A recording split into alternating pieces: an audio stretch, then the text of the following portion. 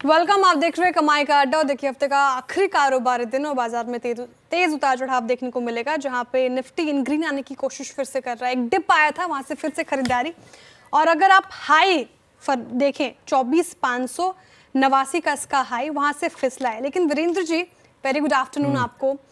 सुबह की रणनीति एकदम सटीक बैठी आपकी। आपने कहा था बड़ा रेजिस्टेंस 24,589 के आसपास से, ठीक वहीं पर जाकर फिर वहां से घूम गया है। अब क्या करें, क्या रणनीति स्ट्रैटेजी यहाँ पे अपनाए निवेशक?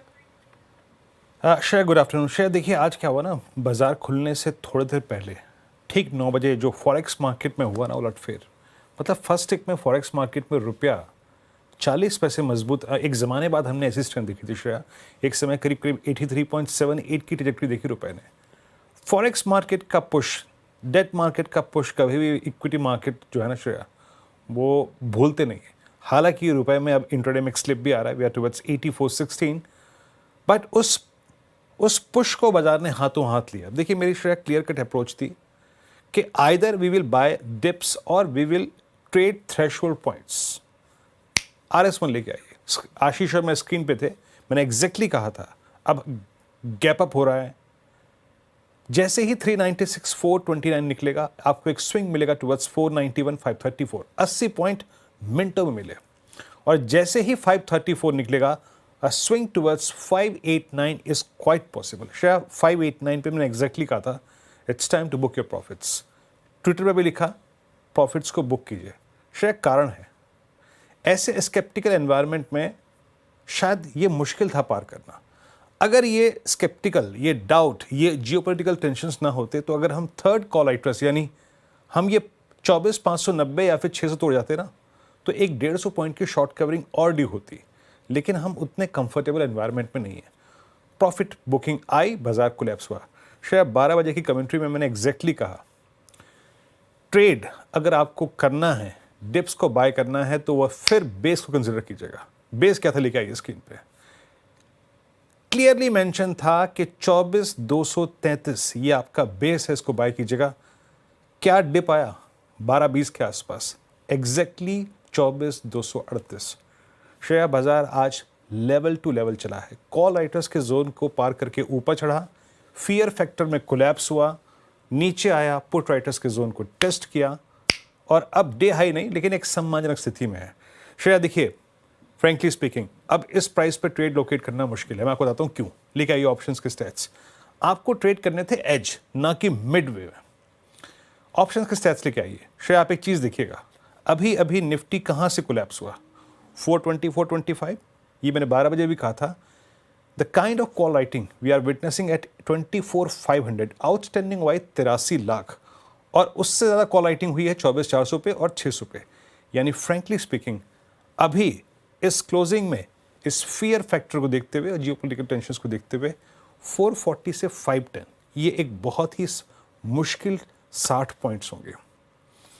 यहाँ पे ट्रेड करने का मतलब तभी होगा अब जब हम 510 के ऊपर निकल जाए। अगर आपने ट्रेड लिया है अच्छी बात है, लोअर लेवल्स पे आप बुक भी कर सकते हैं। लेकिन मेरा शेयर बाय ट्रेड दो ही केस में होगा। Either again we get it dip towards that base one, क्या था वो 24,230, 24,180, इस पॉइंट पे नहीं। क्यों? क्योंकि 381 पे आपका स्पॉट खड़ा हुआ है और आपका कॉल राइटर कहाँ पे है, 24,450 पे, 24,400 पे और 24,500 पे। तो इट्स डिफिकल्ट इस लेवल पे नहीं श्रेया। लेकिन सुबह स्विंग अच्छा मिला, ऊपर बुक किया, लोअर बेस पे लिया। अब वेट कीजिए श्रेया, आपको मैं जरा कॉल्स के स्टैट्स दिखाता हूँ, एक बार फिर दिखाइए प्लीज।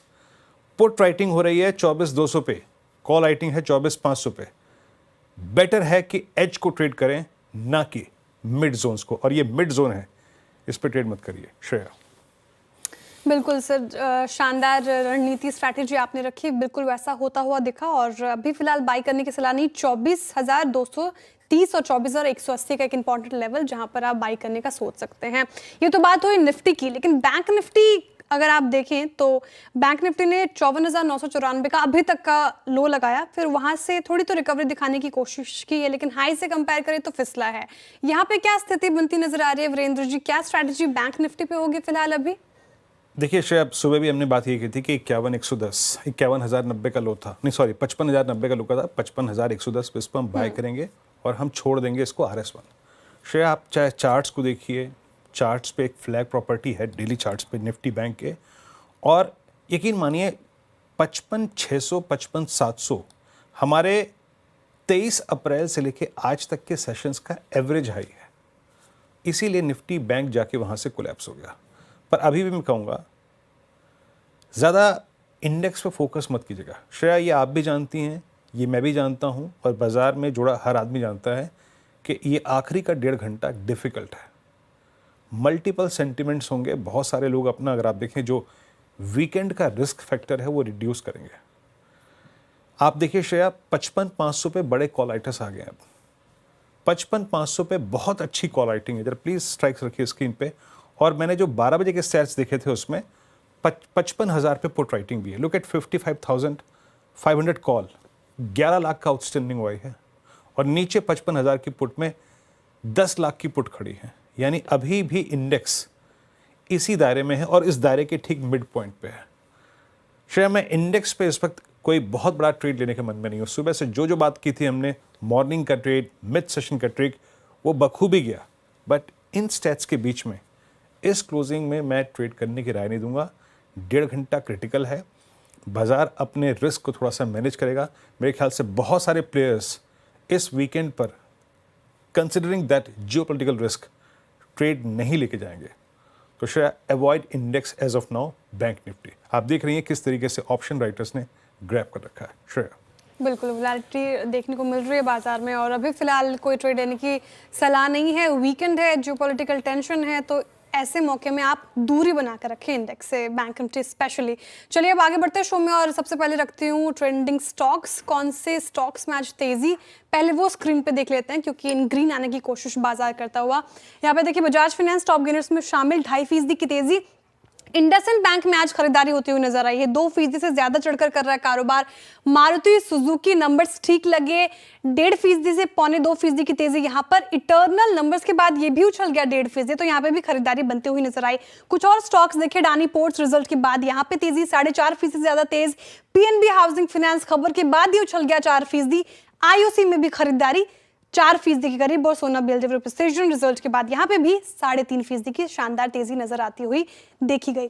लेकिन कुछ ऐसे काउंटर्स जहाँ पे प्रेशर ज्यादा बनता हुआ नजर आया, उसमें शामिल है आयशर मोटर्स, 1.5% से ज्यादा टूटा है। नेस्ले इंडिया, यहाँ पे मुनाफा वसूली 2.25% के करीब। बजाज ऑटो पे भी प्रेशर दिख रहा है, आज 2.5% गिरकर कर रहा है कारोबार। और एचडीएफसी लाइफ में मुनाफा वसूली 1.5 से 2.25% के करीब आपको देखने को मिलेगी। जेएसडब्ल्यू स्टील अगेन खबर के बाद सुप्रीम कोर्ट से बड़ा झटका, इस पर और डिटेल में आज जानेंगे और बात भी करेंगे। यहाँ पे 6.5% से ज्यादा की गिरावट।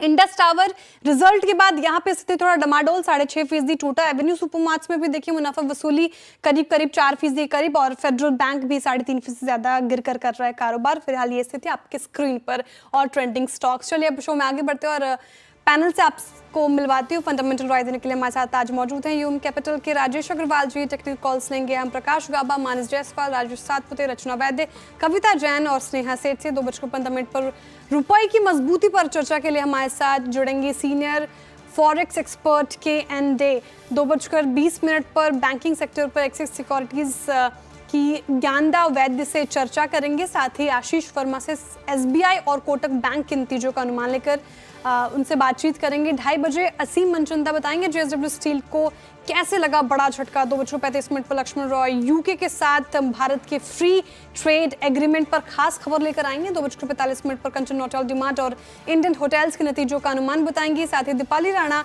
महिंद्रा एंड महिंद्रा के नतीजों का पोल देंगी। 2:50 पर कंप्लीट सर्कल के मैनेजिंग पार्टनर और CIO गुरमीत चड्ढा जी जुड़ेंगे। 2:55 पर सुदर्शन कुमार अप्रैल ऑटो बिक्री के आंकड़े बताएंगे आपको। 3:10 पर वीरू जी बताएंगे कल के लिए बाजार के लिए क्या रखे स्ट्रैटेजी। 3:15 पर लेंगे BTST STBT कॉल्स। ओके, चलिए आपने श्रेया से पूरे कार्यक्रम का क्रम समझा। और एक बात है, मिड सेशन में जो इंडिया विक्स काफ़ी स्पर्ट था 1858 के आसपास के, 1885 माफ़ कीजिएगा, थोड़ा सा कूलिंग ऑफ है। मेरे ख्याल से बहुत रिस्क बाजार ने एडजस्ट कर लिया है।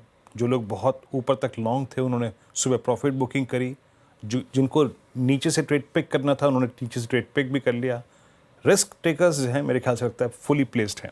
बाकी स्टॉक फ्यूचर्स पे क्या करना है, आइए इस पैनल से बातचीत करते हैं। पूरा पैनल आपकी स्क्रीन पे, डायरेक्टर साहब स्क्रीन पे पैनल लेके आइएगा। प्रकाश सर से शुरुआत करते हैं। प्रकाश सर, गुड आफ्टरनून। क्या पिक कर रहे हैं सर आप इस क्लोजिंग में? आई थिंक मुझे गुड आफ्टरनून टू यू। जो पसंद है मुझे स्टॉक इस वक्त वो है बर्जर पेन।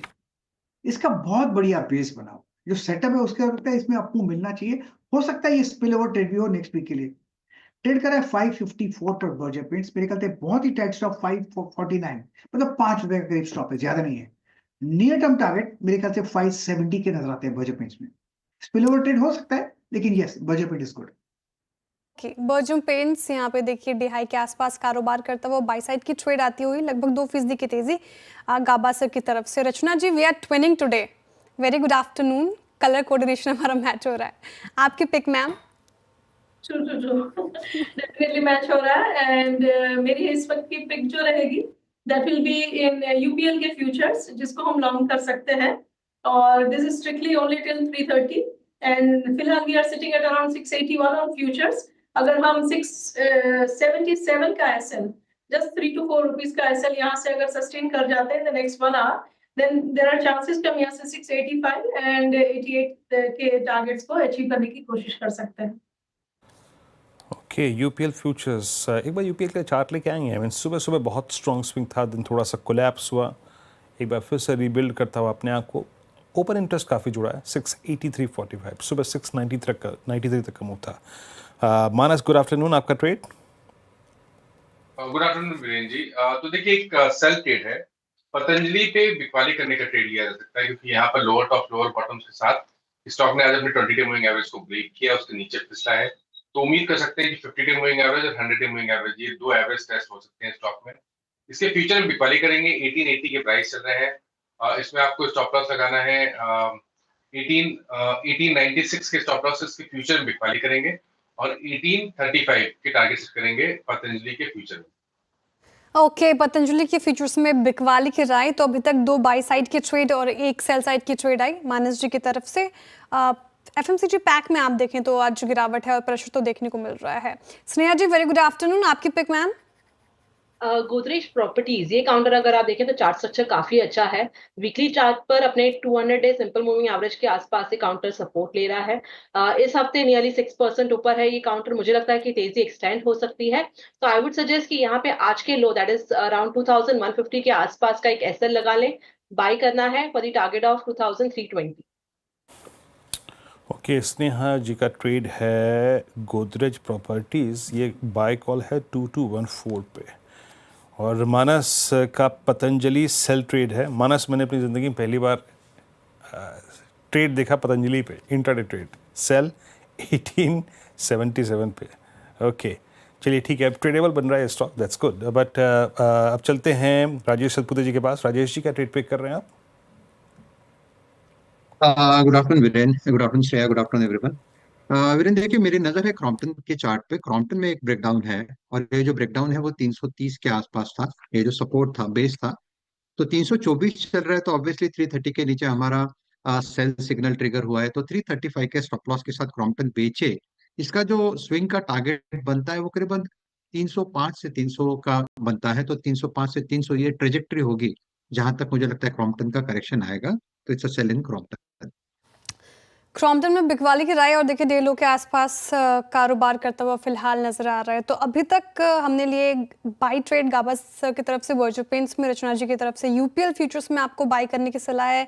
वही मानस जी कह रहे हैं पतंजलि फूड्स फ्यूचर में बिकवाली करें आप। स्नेहा जी गोदरेज प्रॉपर्टीज खरीदने की सलाह दे रही हैं।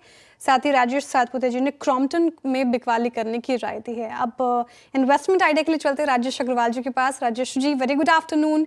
मार्केट में वोलेटिलिटी देखने को मिल रही है, ऐसे मूड माहौल में कोई ऐसे स्टॉक्स जो आपने पिक किए हैं जहां पे बेट लग सकती है? गुड आफ्टरनून श्रेया जी, वीरेंद्र जी, बाकी भी जो पैनल में मित्र करने सबको नमस्कार।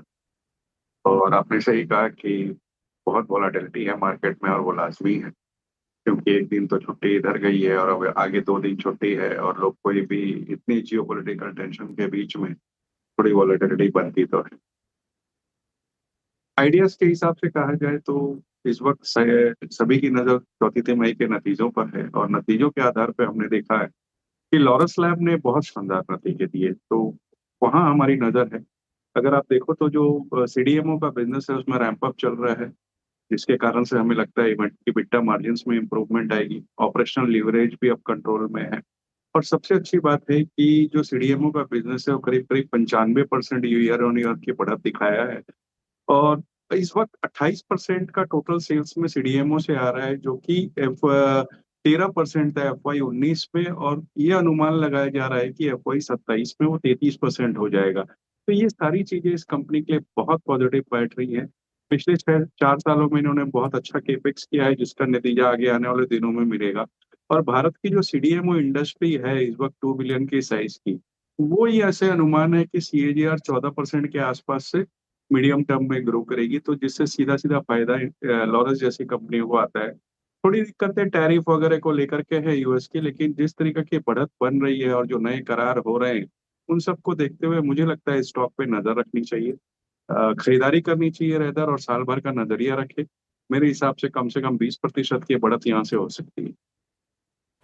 ओके, लॉरस लैब, मैं इनफैक्ट इस कार्यक्रम में जब एंटर कर रहा था उस वक्त एक मात्र लॉरस एक ऐसा स्टॉक था जो कि डे हाई पर आके ट्रेड कर रहा था 623, सुपर स्ट्रॉन्ग मोड में ये स्टॉक आज अपने 50 डे एक्सपोनेंशियल में से पुल बैक लिया। अब आते हैं कुछ ऐसे स्टॉक्स पे जो कि कोलैप्स हो रहे हैं कम्प्लीटली। और वोल्टास, पता है श्रेया, आज जब मैं सुबह घर से निकला तो आंधी तूफान अच्छा खासा, मैंने कहा चलो घर से निकलते हैं, फिर बारिश, और ऑफिस से मात्र मेरे ख्याल से अभी 5 मिनट का रास्ता बाकी होगा, ओले गजब। फिर डर ये था कि गाड़ी में आज मतलब डेंट पड़ेंगे अच्छी तरीके से। अब देखी नहीं मैंने गाड़ी, लेकिन तापमान ठंडा हो गया है, वीकेंड ठंडा हो गया है। और वोल्टास को देखिए, वोल्टास भी ठंडा हो गया। वोल्टास आपकी स्क्रीन पे हो गया 1209 पे। ये टेक्निकली मानस क्या लग रहा है? आई मीन वोल्टास 1210 मेरे ख्याल से इस दौर की लोवेस्ट ट्रैजेक्टरी पे पोस्ट 18 फेब। शॉर्टिंग का कोई पॉइंट है क्या यहाँ पे इस प्राइस पे इस स्टॉक को? देखिए, मॉर्निंग में मार्केट ओपन होने के बाद जब सबसे पहला रिकमेंडेशन मेरा वोल्टास पे ही था और वो सेल रिकमेंडेशन था। मेरा समझना है कि यहाँ पर गिरावट अभी और बढ़ सकती है। मैंने जो उस टाइम पे टारगेट मेंशन किए थे वो 1185 के थे, लेकिन अगर आप एक पोजीशन ट्रेड लेना चाहते हैं तो मेरे ख्याल से करंट लेवल्स पे भी एक शॉर्ट ले सकते हैं। स्टॉप लॉस को आपको 1231 के ऊपर रखना है, लेकिन नीचे की तरफ 1150 तक के लेवल्स वोल्टास टेस्ट कर सकता है। ये कैश लेवल्स है। ओके, तो अभी बिकवाली की राय है, बिल्कुल ठंडा पड़ा हुआ है मौसम की तरह वोल्टास, और जो अनुमान लगाए जा रहे थे सेल्स में भी कमी आई है इसी सेल्स में, तो उसका भी इम्पैक्ट आप देखें ऑल ओवर तो स्टॉक में पड़ता हुआ नजर आया है। स्नेहा जी ने गोदरेज प्रॉपर्टीज सुझाई बाई साइड की ट्रेड, 2.5% स्टॉक अप है। वहीं आप दूसरे ओर देखिए फिनिक्स लिमिटेड पे तगड़ा डेंट पड़ा आज के सत्र में, 7% से ज्यादा लुढ़क कर कारोबार कर रहा है। अब स्नेहा जी आपसे पूछना चाहूंगी, फिनिक्स पे कोई ट्रेड बन रहा है क्या शॉर्ट साइड का? कैसा लग रहा है आपको स्टॉक में फिलहाल? यहाँ पे अगर आप चार्ट स्ट्रक्चर देखें तो मेरा मानना है कि थोड़ा सा जो सेलिंग देख रहे हैं को मिल रहा है वो एक्सटेंड हो सकता है। सो मे बी यहाँ से और करेक्शन देखने को मिल सकता है, एटलीस्ट टुवर्ड्स 1470 1460 का लेवल्स पॉसिबल है, जिस तरह की ओवरऑल आज की वॉल्यूम बेस्ड सेलिंग देखने को मिली है। तो अगर किसी को सेल लेना है तो they can even think of taking a sell position. Stop loss अगर लगाना है तो दैट विल बी अराउंड 1600 के आसपास का एक एसएल लगा के सेल किया जा सकता है फॉर द टारगेट ऑफ 1460। और अगर उसके नीचे करेक्ट होता है तो पॉसिबिलिटी करके कि हम 1380 1370 का भी लेवल्स देख सकते हैं। ओके, ये हो गए फिनिक्स मिल की बात, आपके शॉर्ट के आइडिया की। इस बीच बजाज फाइनेंस लेके आई है। इस क्लोजिंग में जो ट्रेड्स अब तक बड़े इंप्रेस कर रहे हैं उसमें लॉरस, जिसका राजेश अग्रवाल जी ने जिक्र किया, and Bajaj Finance is at now day high. और देखिए, आप किसी भी बुरे दिन को कैंडल से कंपेयर करते हैं। बुधवार को इसका एक गैप डाउन हुआ था और गैप डाउन ओपनिंग हुई थी, उसके बाद पूरे दिन सेल ऑफ मोड में रहा, लेकिन आज की कैंडल ने परसों के ओपनिंग पॉइंट का सारा लॉस कंपनसेट कर लिया, even now in the process of filling that gap. Rachna ji, price damage जो था वो कंट्रोल हो चुका है और बड़े इंटरेस्टिंग जंक्चर से, बड़े इंटरेस्टिंग लेवल से अगर मैं इसको देखूं, मतलब 2 जनवरी को इसका ये बुल रन शुरू हुआ था, एग्जिस्टिंग परसिस्टिंग ट्रेंड जो था, और हम नहीं कह सकते कि वो कोलैप्स हो गया ट्रेंड, क्योंकि आज भी इसने उसी 50 डे एक्सपोनेंशियल मूविंग एवरेज से पुल बैक दिया जहां से एग्जैक्टली 8 अप्रैल को दिया था। आपकी राय क्या कहती है? जिसके पास है कोई दिक्कत की बात नहीं, कमिटेड रहे, और रिवर्सल पिक करने का जोन है क्या ये? क्या कि अगर आपके पास पहले से ये है तो इसमें सही में ही कोई दिक्कत की बात नहीं है, होल्ड ऑन करना चाहिए। ये इस तरीके का पावरफुल काउंटर है कि जहाँ पे स्ट्रॉन्ग डिप्स मिलना बहुत कम टाइम होता है और मिलता है तो वो ज्यादा टाइम डिप सस्टेन नहीं करता before you even decide and buy, maybe वो टाइम कई बार निकल जाता है। अभी फिलहाल यहाँ पे 8200 के ऊपर जो भी मूवमेंट आई है पिछले कितने दिनों से, which started on 1st of Feb, तो वो मूवमेंट जो है वो एक वीकली चार्ट का ब्रेकआउट है, वरना हायर टाइम फ्रेम चार्ट जो अच्छा खासा पीरियड था करीब करीब अक्टूबर 2021 से लेके अभी तक का, उस रेंज में से निकला है ये वीकली चार्ट पे। तो यहाँ पे हाई अमाउंट ऑफ चांसेस कि this could in another 6 months of time show us even levels of 5 digits।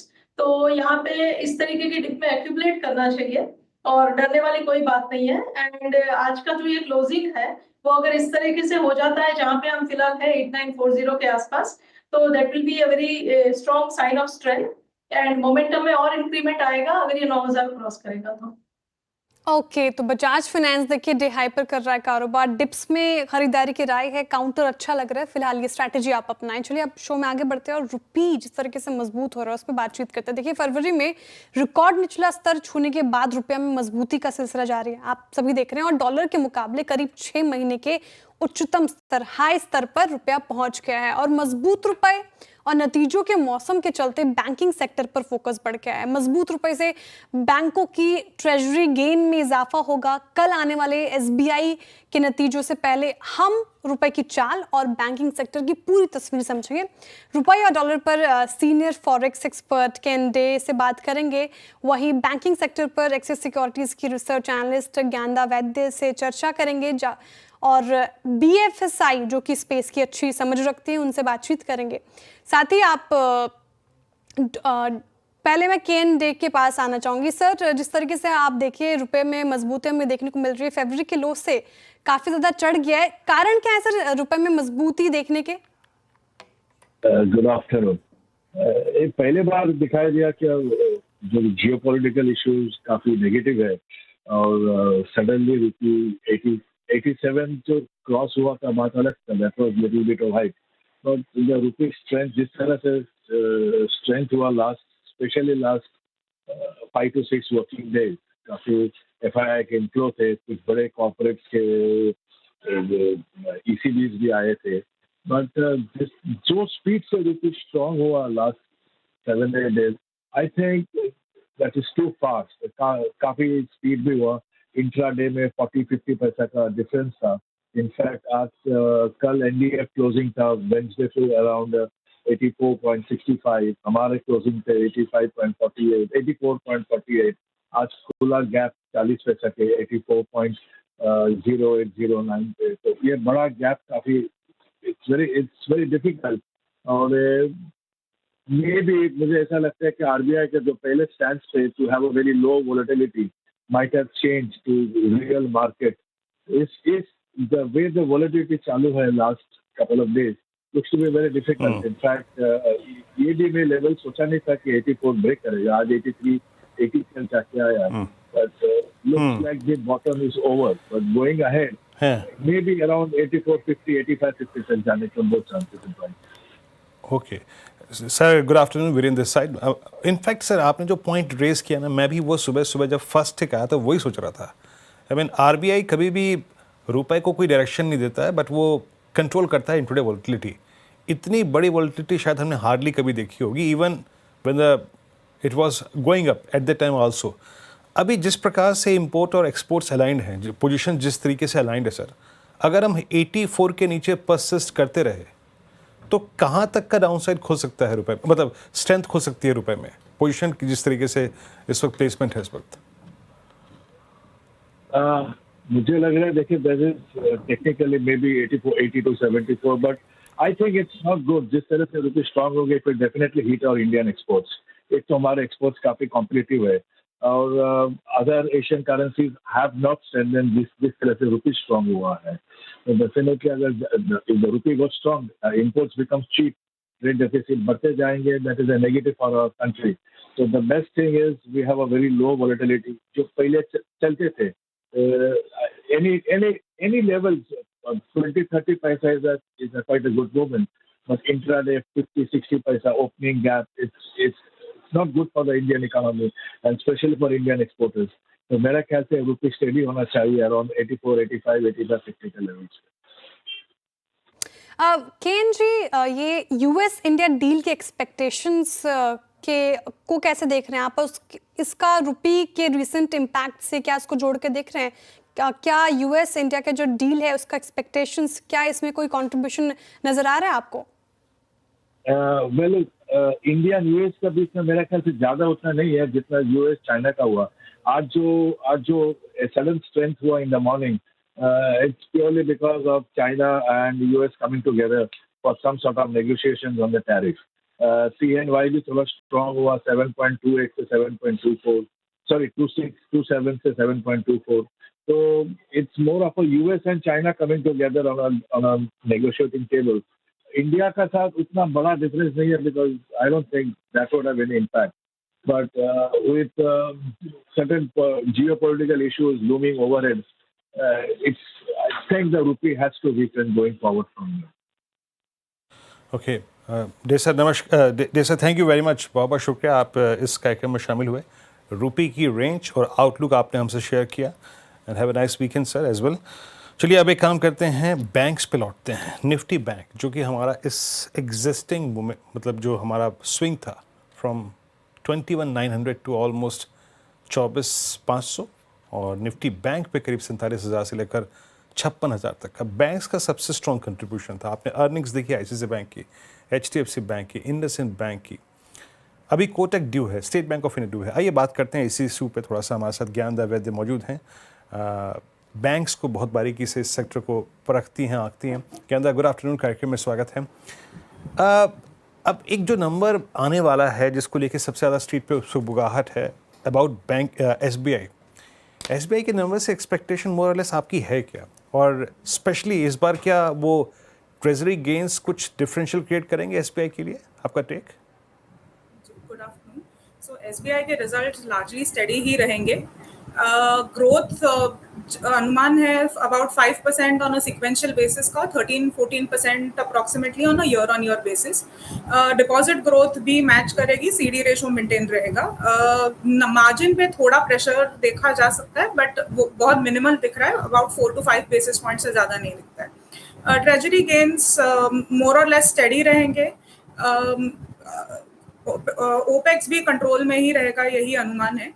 तो overall earnings growth fairly steady रहना चाहिए फॉर एसबीआई।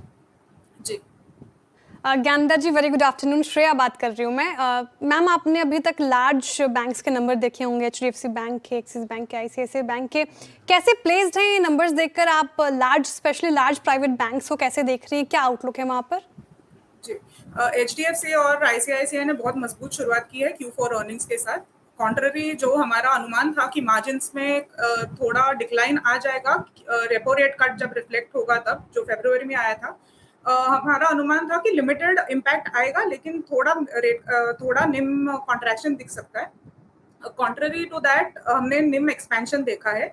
अभी वो पूरा इम्पैक्ट हमने Q1 से देखना हम चालू कर देंगे फॉर द रेट कट। लेकिन बिकॉज लिक्विडिटी थोड़ी ईज आउट हो गई है, बैंक्स ने अपने कॉस्ट ऑफ फंड्स में थोड़ा बेनिफिट दिखेगा बिकॉज डिपॉजिट रेट्स कट करना चालू कर दिया है। तो हमें लग रहा है कि एटलीस्ट द पहले 2 क्वार्टर्स ऑफ द ईयर हम थोड़ा प्रेशर देख सकते हैं मार्जिन्स पे। वहाँ से हम अपना आउटलुक बनाएंगे इन टर्म्स ऑफ मार्जिन्स कैसे मूव करते हैं, एक्सपेक्टिंग आगे और 2 रेट कट्स अगर कब आते हैं उस हिसाब से। ग्रोथ पे अगर बात करें तो एचडीएफसी का ग्रोथ बिलो सिस्टमिक लेवल रहा है फॉर FY25। यहाँ से वो पिकअप करेगा क्योंकि सीडी रेशो जो एचडीएफसी का जो एक पॉइंट ऑफ कंसर्न था मर्जर के टाइम पे, वो अभी 100 के नीचे आ चुका है। यहाँ से बैंक बहुत अग्रेसिवली वो डिक्लाइन के लिए नहीं देखेगा, तो हम अनुमान लगा रहे हैं कि 13-14% का ग्रोथ एचडीएफसी डिलीवर कर सकता है। सिमिलरली आईसीआईसीआई बहुत स्टेडी परफॉर्मर रहा है, मार्जिन इंप्रूवमेंट देखा है इस क्वार्टर, हेल्दी अर्निंग्स ग्रोथ भी रहा है, हमें कोई चैलेंज नहीं दिखता है ऑन द असेट क्वालिटी इधर एचडीएफसी और आईसीआईसीआई पे। तो दोनों को हम प्रेफर कर रहे हैं लार्जर बैंक्स में। ओके ज्ञानदा जी, जो HDFC बैंक और ICICI बैंक आपके प्रेफर्ड पिक्स हैं लार्ज प्राइवेट बैंक से। ज्ञानदा जी आपके पास वापस आऊंगे, लेकिन उससे पहले आपने SBI की बात की, वीरेंद्र जी ने सवाल किया, लेकिन स्ट्रीट क्या अनुमान लगाकर चल रही है ये समझ लेते हैं। आशीष जी हमारे साथ मौजूद हैं। Ashish ji very good afternoon, बताइए SBI के नतीजे कैसे रह सकते हैं, क्या उम्मीद लगा चल रहा है स्ट्रीट? वीरेंद्र जी ने ज्ञानदा जी से पूछ लिया तो इससे बेहतर कोई जवाब दे नहीं सकता था। हालांकि ज्ञानदा जी ने एक्सिस के बारे में बताया, उनकी एक्सपेक्टेशन। मैं एक काम करता हूं, मोटा मोटी पूरी स्ट्रीट क्या एक्सपेक्ट करिए उसका निचोड़ बता देता हूं। कल आने SBI के नंबर्स थोड़ा सा वीकिश फ्रंट पे होगा इस बार का मार्च क्वार्टर का परफॉर्मेंस। NII साल दर साल 2.5% बढ़ेगा और मुनाफा करीब 8.5% कॉन्ट्रैक्ट कर रहा होगा। मार्जिन्स दरअसल एक्सपेक्टेड है Q4 में कुछ कॉन्ट्रैक्ट होंगे क्योंकि कॉस्ट ऑफ फंड्स बढ़ रहे होंगे, और प्लस RBI ने वो जो रीसेंट रेपो रेट कट करा है उसका खामियाजा कुछ हद तक मार्जिन्स में देखने को मिलेगा। एसेट क्वालिटी के फ्रंट पे ज्यादातर ब्रोकरेजेस मानती हैं या तो एसेट क्वालिटी स्टेबल रहेगी या फिर इनफैक्ट सीक्वेंशियली थोड़ा सा इंप्रूवमेंट देखने को मिलेगा। ध्यान रखिएगा लास्ट क्वार्टर के ग्रॉस NPS 2.07 के थे और नेट NPS करीब 0.53 टू बी प्रिसाइज। तो या तो ये नंबर्स या कुछ शेड इंप्रूवमेंट आप एक्सपेक्ट करिए। लोन ग्रोथ 13% का आंकड़ा साल दर साल जंप, और डिपॉजिट्स में 9% का इजाफा मोटा मोटी स्ट्रीट फैक्टर इन कर रहा है। नजर कहां रहेगी? मैनेजमेंट की कमेंट्री FY26 के मार्जिन आउटलुक पे, क्रेडिट ग्रोथ पे, और ये जो रेपो रेट कट्स आए हैं आने वाले हैं उसका ओवरऑल बिजनेस पे, प्लस बैंक की रिटर्न ऑन इक्विटी को लेकर और कैपिटल एडिक्वेसी रेशियो को लेकर क्या व्यू बनता है। इससे याद आया, ना सिर्फ रिजल्ट्स, कल जब बैंक की बोर्ड बैठक हो रही होगी तो दरअसल FY26 के लिए इक्विटी फंड रेजिंग पर भी बैंक का बोर्ड विचार कर रहा होगा। तो हो सकता है कोई FPO के जरिए, राइट इश्यूएंस या QIP के थ्रू फंड रेजिंग के SBI तैयारी भी कर रहा होगा। बाकी आशीष जी आपसे माफी चाहूंगा, नंबर्स मैंने ज्ञानदा जी से पहले पूछ लिए, बस थोड़ा सा वो ट्रेजरी गेन फ्रंट पे पड़ेंगे तो फिर मेरी बेइज्जती होगी बिना बात के। नहीं, ऐसा कभी नहीं हो सकता।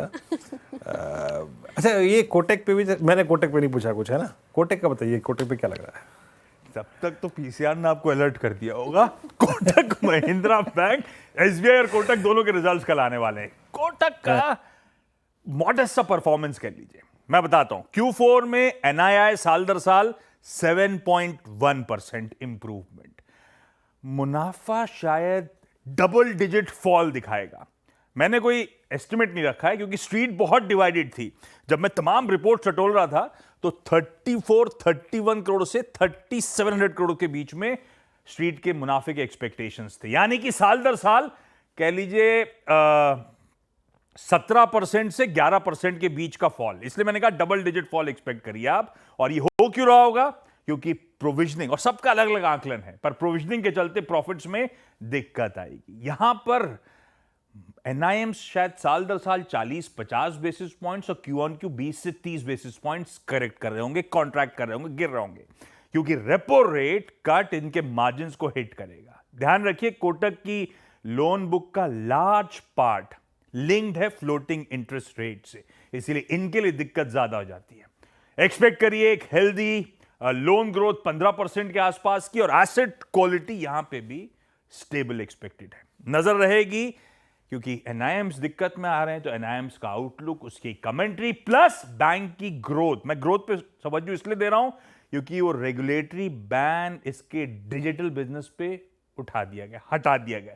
तो अब बैंक FY26 में किस तरह की ग्रोथ एंटिसिपेट कर रहा है, एक्सपेक्ट कर रहा है, टारगेट कर रहा है, वो इंपॉर्टेंट हो जाएगा। ओके, शुक्रिया आशीष इस पूरी चर्चा के लिए, SBI और कोटक के नंबर स्क्रीन पर देखने के लिए। ज्ञानदा जी, आई मीन प्राइस वाइज अगर मैं देखूँ ना, Kotak is the best performer of this quarter. I mean, right from I think 1790 to लगभग 2300, कितना स्विंग दिया इसने? 300, 400, 450 रुपए का, more than 20%.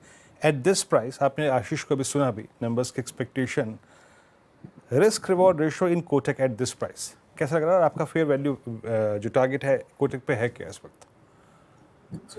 हमारा फिलहाल Q3 के रिजल्ट्स के बाद एक बाय है कोटक पे 2340 पे, और रिस्क रिवॉर्ड अगर देखा जाए तो हमें लग रहा है यहाँ से मार्जिन जो एक थीसिस प्ले आउट कर रहा था, क्योंकि ज़्यादा लोन्स जो है वो फ्लोटिंग रेट है, अभी जो एम्बार्गो लिफ्ट किया है आरबीआई ने, उसके चलते बैंक अनसिक्योर्ड लोन्स में ग्रोथ परस्यू कर सकता है। ये ग्रोथ जो 10 बिकॉज ऑफ द एम्बार्गो जो लोन मिक्स 10% पे आ गया था Q3 पे, बैंक इंटेंड करता है कि वो 15 तक ले जाए, तो वहां से यील्ड्स को थोड़ा सपोर्ट मिल सकता है।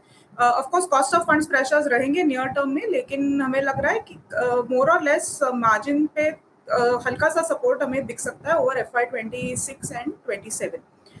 जी okay Gyanda ji, private banks की तो हमने बात कर ली कि पीएसयू बैंक्स पे भी मैं आपकी राय जानना चाहूँगी। थोड़ा एसबीआई के बारे में आपने बताया, लेकिन डिटेल में पीएसयू बैंक्स आपको कैसे प्लेस नज़र आ रहे हैं? अगर प्राइवेट बैंक से कंपेयर करें तो क्या बेहतर स्थिति में है या नहीं है, और छोटे बैंक्स पर भी आपका क्या टेक है फिलहाल अभी? जी, सो हमारे कवरेज में फिलहाल एसबीआई और बैंक ऑफ बड़ौदा है, तो एसबीआई पे तो हम पॉजिटिव है। बैंक ऑफ बड़ौदा अगर देखें, हमें लग रहा है कि यहाँ पे भी मार्जिन कंप्रेशन तो ये क्वार्टर में दिख सकता है। हमने कैचअप देखा है वैल्यूएशंस में in the private sector banks, लेकिन टू एन एक्सटेंट हमने इतना कैचअप नहीं देखा है पब्लिक सेक्टर बैंक्स में।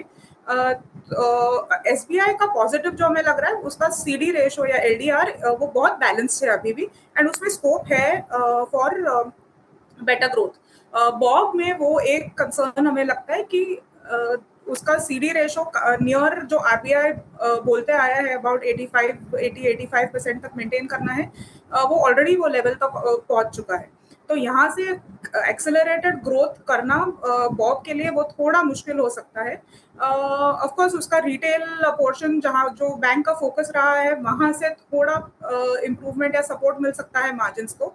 असेट क्वालिटी पे हमें दोनों बैंक्स में कोई चैलेंजेस नजर नहीं आते हैं, सो क्रेडिट कॉस्ट मोर और लेस स्टेबल या टुवर्ड्स नॉर्मलाइजेशन चलना चाहिए। जी ओके तो बैंक ऑफ बड़ौदा के लिए थोड़े कंसर्न्स लग रहे हैं फिलहाल, एसबीआई को लेकर आप ज़्यादा ऑप्टिमिस्टिक नजर आ रही हैं। ज्ञानदा जी वापस आऊँगे, आपसे सवाल जवाब का सिलसिला जारी रखेंगे, लेकिन उससे पहले आज की सबसे बड़ी खबर को भी एड्रेस कर लेते हैं। देखिए, सुप्रीम कोर्ट ने भूषण स्टील के लिए जेएसडब्ल्यू के रेजोल्यूशन प्लान को अवैध करार दे दिया है, और कोर्ट ने कहा है कि कमिटी ऑफ क्रेडिटर्स को इसे स्वीकार नहीं करना चाहिए था। और इस खबर के बाद स्टॉक पर भी हमें डेंट पड़ता नजर आया, लगभग आप देखें तो 6.25% करीब गिरकर अभी भी कारोबार कर रहा है। लेकिन क्या है खबर, और डिटेल में समझते हैं हमारे संवाददाता असीम मनचंदा से। असीम जी गुड आफ्टरनून, डिटेल में एक बार खबर बताइए, पूरी जानकारी क्या है? देखिए, थोड़ा सा इसके बैकग्राउंडर के साथ शुरुआत करना चाहूँगा। 2017 में भूषण स्टील के अंदर बैंक फ्रॉड का मामला सामने आया था। 2019 में पंजाब नेशनल बैंक कंपनी को एनसीएलटी में लेकर के गया। 2019 में ही एनसीएलटी ने यहाँ पर उसके जो रेजोल्यूशन प्लान है उसको हरी झंडी दे दी थी, लेकिन 2 साल तक कंपनी जो जेएसडब्ल्यू उसने इसका टेक ओवर नहीं किया, और 2 साल के बाद ही उसको 2021 में इसको रेजोल्यूशन प्लान को लागू किया। उसके बाद मामला तब से लेकर के सुप्रीम कोर्ट के अंदर उसकी सुनवाई हो रही है। पिछले साल सुप्रीम कोर्ट ने निर्देश दिए थे कि आपके पास जो ईडी को कहा था कि आपके पास जो 4025 करोड़ रुपए की प्रॉपर्टी है, आप उसको भूषण स्टील को वापस लौटा दीजिए।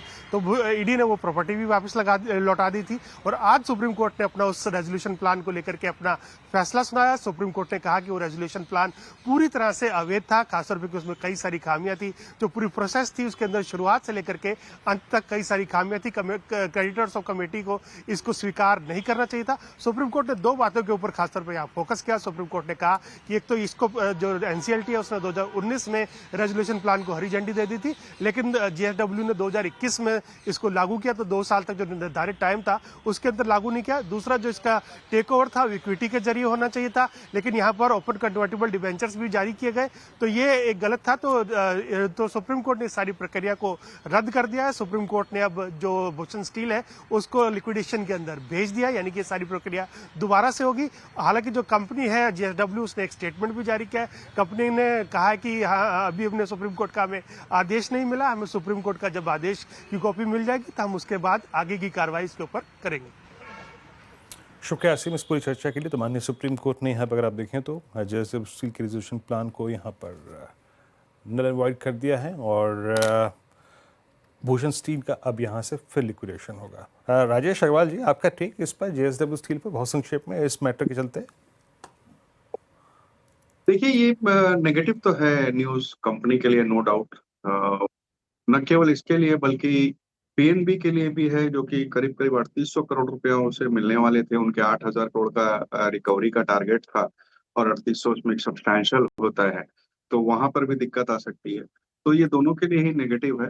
बट मुझे लगता है कि ये जो नेगेटिव न्यूज है, ऑलरेडी आज 60-70 रुपए टूट चुके हैं ऊपर से, और 20-25 रुपए अगर और टूटता है तो वहां पे बिल्कुल खरीदारी बनती है, क्योंकि नेगेटिव जो है वो डिस्काउंट हो जाएंगे प्राइस में। और कंपनी के अदर ग्रोथ प्लान्स जो है और जिस तरह की कैपेसिटी है और स्टील की जो डिमांड है, उन सब चीजों के मद्देनजर मुझे लगता है 930-40 आता है तो वहाँ खरीदारी करनी चाहिए। तो 930 अगर आप देखें आते हैं तो एक फेयर प्राइस है to consider a buy trade. चलिए अभी काम करते हैं, इस खबर से बाहर निकलते हैं। एक और पैनल में हमारे साथ मेहमान जुड़ चुके हैं, कविता जैन हमारे साथ जुड़ चुकी हैं इस पैनल में। उनसे ट्रेड पिक करते हैं। और इस बीच एक बार हल्का सा निफ्टी वही 24,312 की ट्रेजेक्ट्री, बैंक निफ्टी ऑल दो याद रखिएगा इस डिस्कशन के दौरान लगभग 40 मिनट के स्लाइड हुआ है 100 पॉइंट और, बट स्टिल 55,000 के ऑप्शन राइटर्स की ट्रेजेक्ट्री को मेंटेन कर रहा है। कविता जी गुड आफ्टरनून, आपका ट्रेड इस वक्त का? हाय, वेरी गुड आफ्टरनून। सो इस वक्त मुझे लग रहा है एस्ट्रल अपने 1020 EMA के नीचे फिसला है, where is on a shorter time frame अपने ग्राउंडिंग टॉप फॉर्मेशन का ब्रेकडाउन दिया है। सो 1320 के नीचे एज ऑफ नाउ 1319 चल रहा है। यहाँ आप एक शॉर्ट ट्रेड ले सकते हैं अंटिल काउंटर 1335 के नीचे है, यहाँ सेलिंग प्रेशर रह सकता है। 1300-1280 के प्राइस टारगेट के लिए एस्ट्रल विल बी। एस्ट्रल डेलो के आसपास कारोबार करता हुआ 2% से ज्यादा का डेंट इस पे आज के सत्र में पड़ा है। बिकवाली की राय कविता जी की तरफ से आती हुई। चलिए अब शो में आगे बढ़ते हैं और देखिए एनएससी के MD and CEO Ashish Chauhan को NSE IPO के लिए सेबी से NOC मिलने का पूरा भरोसा है। हमारे सहयोगी चैनल TV18 से एक्सक्लूसिव बातचीत में उन्होंने कहा कि रेगुलेशन की सभी शर्तें पूरी करेंगे। क्या कहा उन्होंने, आप भी सुनिए। No, we have also heard the interviews of SEBI chairman, and we are very positive that at some point in time they will give us NOC given the positive information is given. Okay. And if SEBI asks you to bring your stake in NSE clearing down to 50%, what is your view on that? Once the regulations are in place, of course, NSE has complied with all the regulations of the past, and it will comply with all regulations in future. और इससे पहले हमसे exclusive बातचीत में SEBI chairman ने कहा था कि NSE के IPO में कोई दिक्कत नहीं है, कुछ मुद्दे हैं जिनको सुलझाने पर काम हो रहा है। क्या कहा उन्होंने, वो भी सुनिए। बहुत चर्चा हो रही है कि NSE के IPO का क्या इस समय स्टेटस है। तो NSE IPO के बारे में जो 4 इश्यूज हैं जिस पे कि हमारी चर्चा NSE से हो रही है। कुछ हमने इन्फॉर्मेशन उनसे मांगी थी, कुछ उन्होंने जवाब दिए हैं, उसके बारे में बातचीत करके हम रिजॉल्व करेंगे उसको, क्योंकि एक तो उसमें लिटिगेशन का इशू है कि settle what ever is left out, दूसरा उसमें क्लियरिंग कॉरपोरेशन का रोड मैप का इशू है, क्या रोड मैप होना चाहिए, तीसरा गवर्नेंस है, चौथा टेक्नोलॉजी है। चूँकि ये एक बहुत बड़ा मार्केट इंस्टीट्यूशन है, ये ठीक है कि BSE लिस्टेड है और NSE लिस्टेड होने में मुझे नहीं लगता कोई दिक्कत हमें होनी चाहिए। और NSE ने आज वेव्स इंडेक्स लॉन्च किया है। इस मौके पर NSE के MD and CEO Ashish Chauhan ने कहा है कि इस इंडेक्स में मीडिया एंटरटेनमेंट की 43 कंपनियां शामिल होंगी। क्या कहा, सुनिए।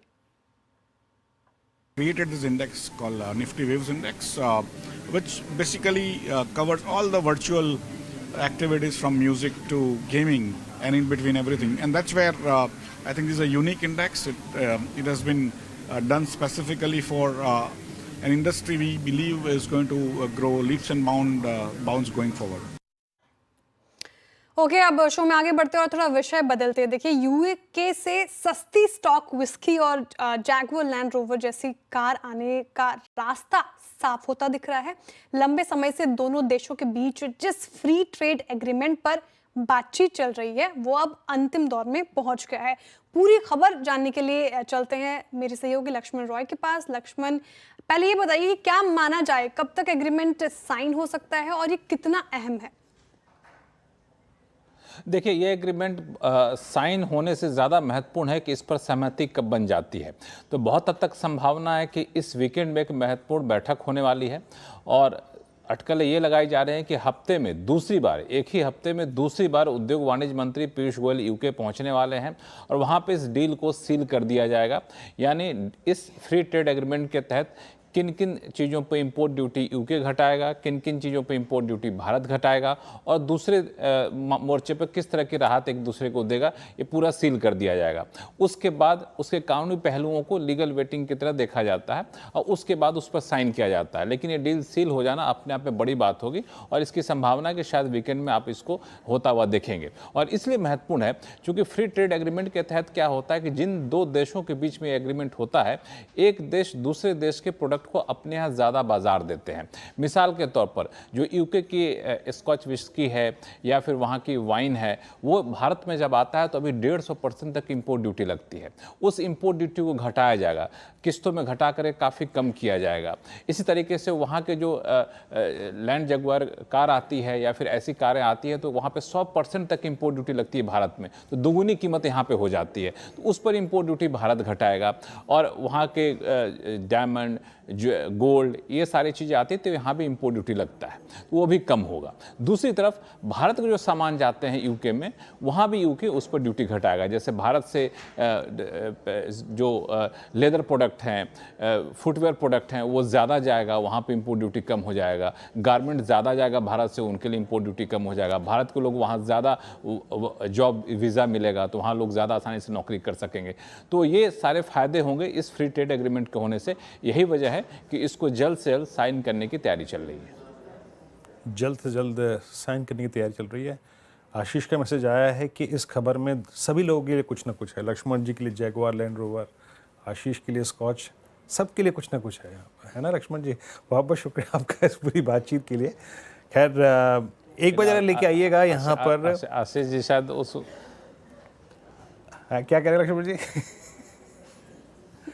नहीं, आशीष जी वो शायद जगुआर लैंड रोवर की पिक्चर मुझे भेजना चाहते हैं, इसलिए कहते हैं लक्ष्मण जी के लिए कुछ ना कुछ यहाँ पर है। लक्ष्मण जी बहुत बहुत शुक्रिया इस पूरी खबर के लिए और चर्चा करने के लिए हमारे साथ। एक बार स्पिरिट्स लिखे आइए स्क्रीन पे 1562 पे डे हाई पर आके, तो not exactly day high but अभी भी अगर आप देखें बिल्कुल फ्लैट है, कोई बहुत बड़ा परिवर्तन नहीं है इसमें। खैर मैं सिंस यूएसएल में बहुत स्ट्रॉन्ग इम्पैक्ट नहीं है तो मैं इसको यहाँ पे छोड़ता हूँ, इसको विराम देता हूँ और अभी काम करते हैं। 4 ट्रेड्स पिक करेंगे और ट्रेड्स 4 आएंगे। सस्ता ऑप्शन आपकी स्क्रीन पे स्नेहा सेठ जी पिक करेंगे सस्ता ऑप्शन, और एफ सुपरस्टार रचना वैद्य जी पिक करेंगी, और 4 का चमत्कार मानस जायसवाल, और आज का मिड कैप फंडा राजेश अग्रवाल। स्नेहा जी बताइए क्या पिक कर रही हैं आप ऑप्शन ट्रेड्स में? तो ऑप्शंस के लिए आई वुड पिक वोल्टास। यहाँ पे पुट ऑप्शन बाय करने की रिकमेंडेशन है। 1180 की जो पुट है वो बाय करना है, 40 रुपए के आसपास ये ट्रेड कर रहा है, तो इसे करंट लेवल्स पे ही बाय करना है। स्टॉप लॉस इसमें 30 का लगाना है और टारगेट इसमें 60 तक के रहेंगे। इसका पुट ऑप्शन अभी बात जिक्र हम कर ही रहे थे, slightly out of money put option में गई हैं यहाँ पर स्नेहा, और करीब करीब 40 पे पुट ऑप्शन 1180 की लेने में। अभी भी अगर आप देखें जरा वोल्टा स्पॉट लेके आएंगे प्लीज़ एक बार। 1180 की पुट 40 की, मतलब बड़ा प्रीमियम काफ़ी ज़्यादा है इसका, बट स्टिल आई मीन ये बाय ट्रेड है ऑप्शंस में, सस्ता ऑप्शन। रचना जी एफ सुपरस्टार क्या पिक कर रही हैं आप? एफ सुपरस्टार के लिए मैं डाटा टेक में शॉर्ट देना चाहूंगी। अभी हम 650 के करीब हैं। यहाँ पे अगर हम 656 के नीचे रहते हैं तो this counter can go towards 645 and 40। Okay, Tata Tech short है एफ सुपरस्टार के लिए। अब चार्ट का चमत्कार लेते हैं मानस जायसवाल जिससे। बताइए मानस जी आपका चार्ट का चमत्कार। देखिए चार्ट का चमत्कार के लिए एस्ट्रल पे ध्यान दिया जा सकता है। एस्ट्रल में अगर आप देखें तो लोअर टॉप लोअर बॉटम के साथ स्टॉक ने आज अपने 20 डे मूविंग एवरेज को ब्रेक किया, उसके नीचे फिसला है। तो यहाँ पर आप एक फ्यूचर में एक सेल ट्रेड ले सकते हैं। करंट लेवल्स पे एस्ट्रल के फ्यूचर में बिकवाली करिए। स्टॉप लॉसेस रहेंगे 1346 के, 1346 के स्टॉप लॉस से बिकवाली करने का ट्रेड लेना है, और नीचे की तरफ डायरेक्ट टारगेट सेट करने हैं 1280 1280 के। ओके, एस्ट्रल के फ्यूचर में बिकवाली करने की राय मानस जी की तरफ से। चार्ट का चमत्कार के लिए कविता जी ने भी एस्ट्रल चुना था शॉर्ट करने के लिए। अब मिड कैप फंडा के लिए चलते राजेश अग्रवाल जी के पास। राजेश जी बताइए मिड कैप फंडा आपका। मिड कैप फंडा के हिसाब से मॉइल के साथ जाना चाहूंगा। शुरुआत में भी हमने कहा कि चौथी तिमाही के नतीजों पे पूरी नजर है, तो मॉइल के नतीजे भी बहुत अच्छे आए। और भारत की सबसे बड़ी मैग्नीज और प्रोड्यूसर है। 11 माइंस है इनके महाराष्ट्र और मध्य प्रदेश में, और करीब करीब देश की 46% टोटल रिक्वायरमेंट ये फुलफिल करती है। और जिस तरीके से स्टील सेक्टर में रिकवरी हो रही है वो मॉइल के लिए बहुत पॉजिटिव है, क्योंकि एक की रॉ मटेरियल सप्लायर है। और वो जो रिकवरी हो रही है स्टील की, उसको कैपिटलाइज करने के लिए पूरी तरीके से सक्षम है। इनके जो टोटल रिजर्व्स हैं इसके बाद, आज के बाद में बहुत स्ट्रॉन्ग रिजर्व है, करीब करीब 95 मिलियन टन के। और नए ऑप्शंस भी एक्सप्लोर कर रही है, जैसे कि लिथियम माइनिंग वगैरह। अगर लिथियम माइनिंग वगैरह फुलफिल हो जाता है तो एक बड़ा ट्रिगर हो जाएगा।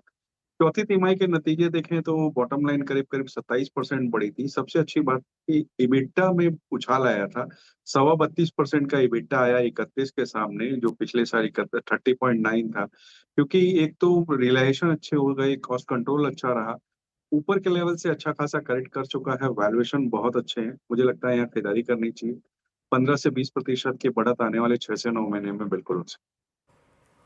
ओके, मोबाइल आपका 338 पे बाय कॉल है। 4 ट्रेड्स पे किए हमने यहाँ पे। पहला ट्रेड आया था सस्ता ऑप्शंस। नेहा जी ने वोल्टास की 1180 की पुट एट 41 रिकमेंड की थी, और ये अभी 39, मेरे ख्याल से 39.75 पे, माफ़ी कर चाहूँगा।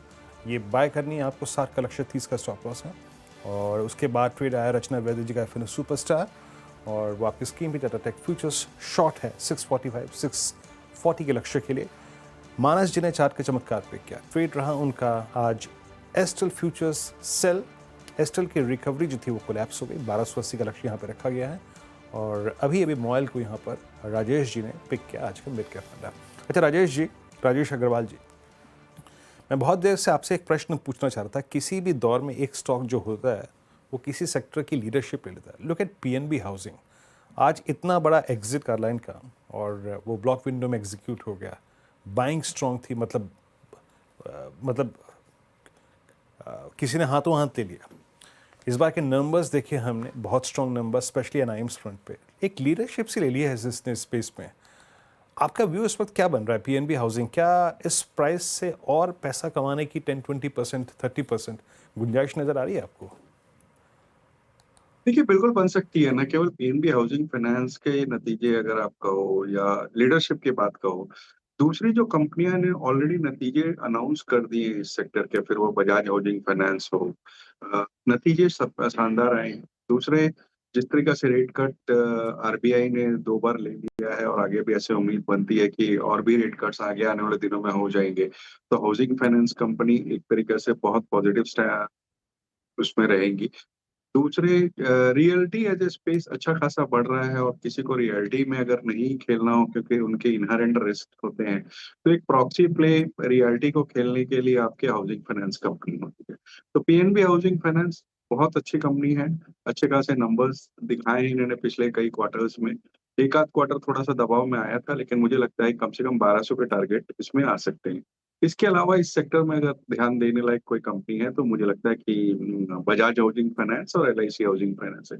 ये 3 कंपनियां ऐसी हैं जो मुझे लगता है इस सेक्टर को और परफॉर्म कर सकती हैं। Okay, PNB housing finance stock अच्छा स्ट्रेंथ नजर आ रही है, ब्रोकरेजेस भी बुलिश, और स्पेस से बजाज हाउसिंग फाइनेंस और एलआईसी हाउसिंग फाइनेंस भी पसंद आ रहा है राजेश अग्रवाल जी को। चलिए अब आगे बढ़ते हैं और अब बात करते हैं कल और सोमवार को आने वाले दूसरे नतीजों के बारे में। देखिए, कल डीमार्ट और सोमवार को Mahindra and Mahindra, Indian hotels के नतीजे आएंगे। कैसे रह सकते हैं नतीजे, बताने के लिए हमारे साथ जुड़ रही हैं कंचन नौटियाल और दीपाली राणा।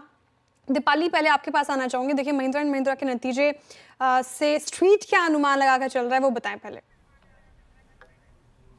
नंबर्स महिंद्रा एंड महिंद्रा से अच्छे एक्सपेक्टेड हैं हर पैरामीटर पर, और अगर रेवेन्यूज़ की बात करें तो 19% की ग्रोथ वाई बेसिस पे आ सकती है। मुनाफे में 14% की ग्रोथ एक्सपेक्टेड है। मुनाफा 2322 करोड़ रह सकता है 2038 करोड़ से बढ़कर।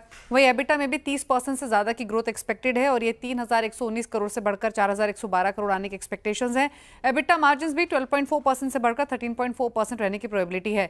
दरअसल among all OEMs Mahindra and Mahindra best place है। जो इनके कोर अंडरलाइन सेगमेंट हैं वो अपने पीयर्स के मुकाबले आउट परफॉर्मेंस कंटिन्यू करते हुए दिखाई देंगे, यानी जो इनका SUV सेगमेंट है और ट्रैक्टर सेगमेंट है, दोनों की ही परफॉर्मेंस काफ़ी अच्छी एक्सपेक्टेड है। अगर टोटल वॉल्यूम्स देखेंगे इस क्वार्टर में तो सालाना आधार पर 15% की ग्रोथ यहाँ पर रही है, जिसमें ट्रैक्टर्स ने आउट परफॉर्म किया है 23% की ग्रोथ के साथ इस क्वार्टर में, और ऑटो के वॉल्यूम्स 18% ऊपर रहे हैं। ऑन एन एवरेज 15% की ग्रोथ रही है टोटल वॉल्यूम्स में।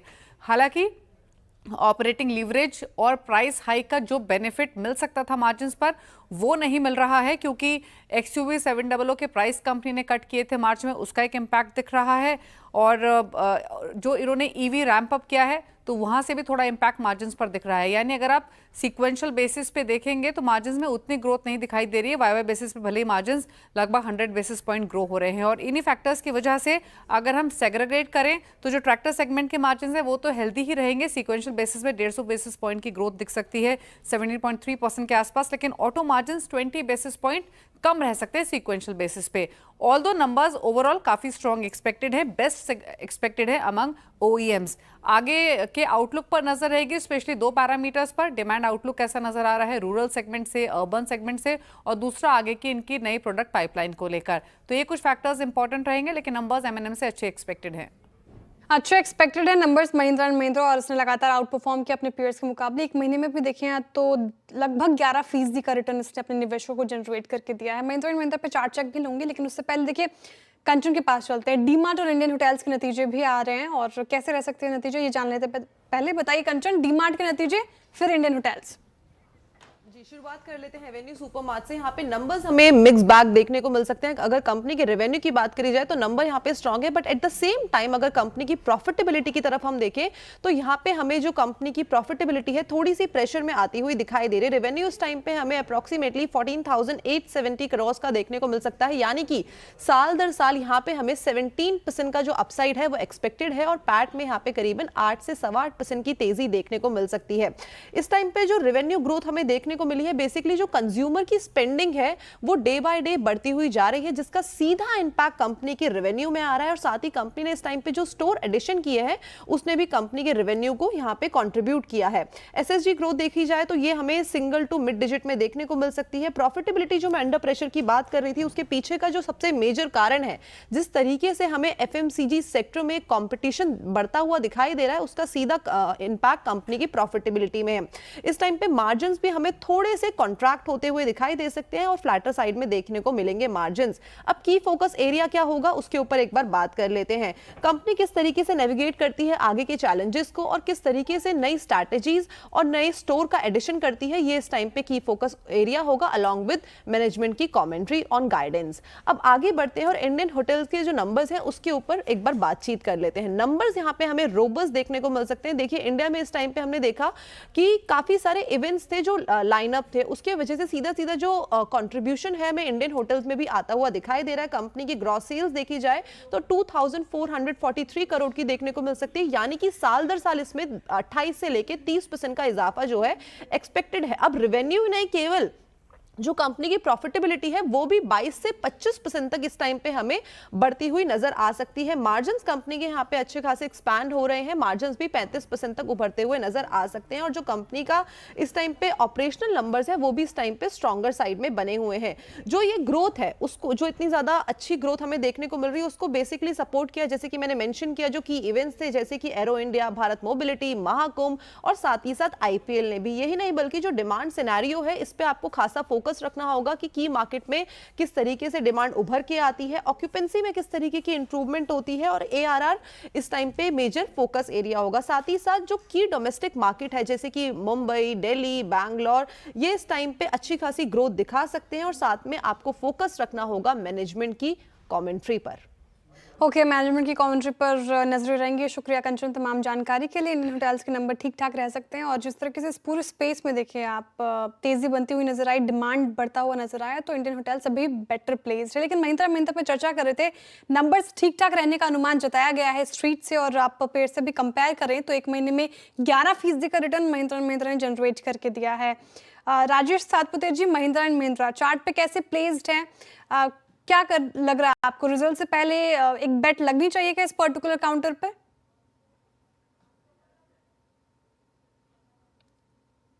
सर आप म्यूट पर हैं और फ्रीज भी हो रहे हैं, इंटरनेट भी थोड़ा डमाडोल लग रहा है मुझे। ओके, अभी ठीक है? हाँ जी सर, ठीक है।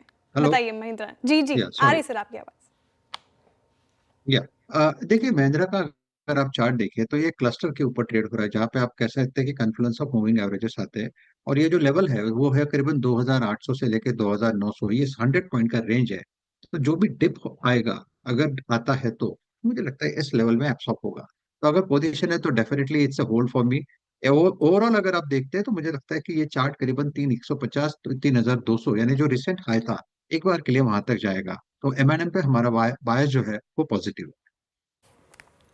है महिंद्रा एंड महिंद्रा लॉन्ग कर सकते हैं इसको आप, और होल्ड भी कर सकते हैं फिलहाल ये स्ट्रैटेजी आप अपनाएं, क्योंकि ऑटो स्टॉक्स की हम बात ही कर रहे हैं तो इसी पे बने रहते हैं। और देखिए अप्रैल में ऑटो बिक्री के आंकड़े मिले जुले रहे हैं। अप्रैल में किन कंपनियों के बिक्री आंकड़े अच्छे रहे और किसके बिक्री ने थोड़ा निराश किया है, ये बताने के लिए सुदर्शन मौजूद है मेरे साथ। बताइए सुदर्शन, कैसे रहे ऑटो बिक्री आंकड़े? जहाँ तक अप्रैल मंथ की बात है तो ओवरऑल ऑटो सेल्स मिक्स्ड रहे हैं। एक सेगमेंट जो सबसे अच्छा किया है वो है पैसेंजर व्हीकल सेगमेंट, और टू व्हीलर सेल्स मिक्स्ड रहा है। कमर्शियल व्हीकल में गिरावट देखने को मिला है और ट्रैक्टर में भी थोड़ा सा इम्प्रूवमेंट देखने को मिला है। अब अगर जो पीवी की बात करें तो एक कंपनी जिसने सबसे अच्छा किया हुआ है एमएनएम। इसका दोनों ऑटो और ट्रैक्टर सेगमेंट में ग्रोथ देखने को मिला है और दोनों का सेल्स जो था अपने एस्टिमेट से ज़्यादा था। और उससे बड़ी बात यह है कि इसका जो पीवी सेगमेंट में एमएनएम अब नंबर 2 प्लेयर है। इन्होंने टाटा मोटर्स और hyundai दोनों को पीछे छोड़ दिया है।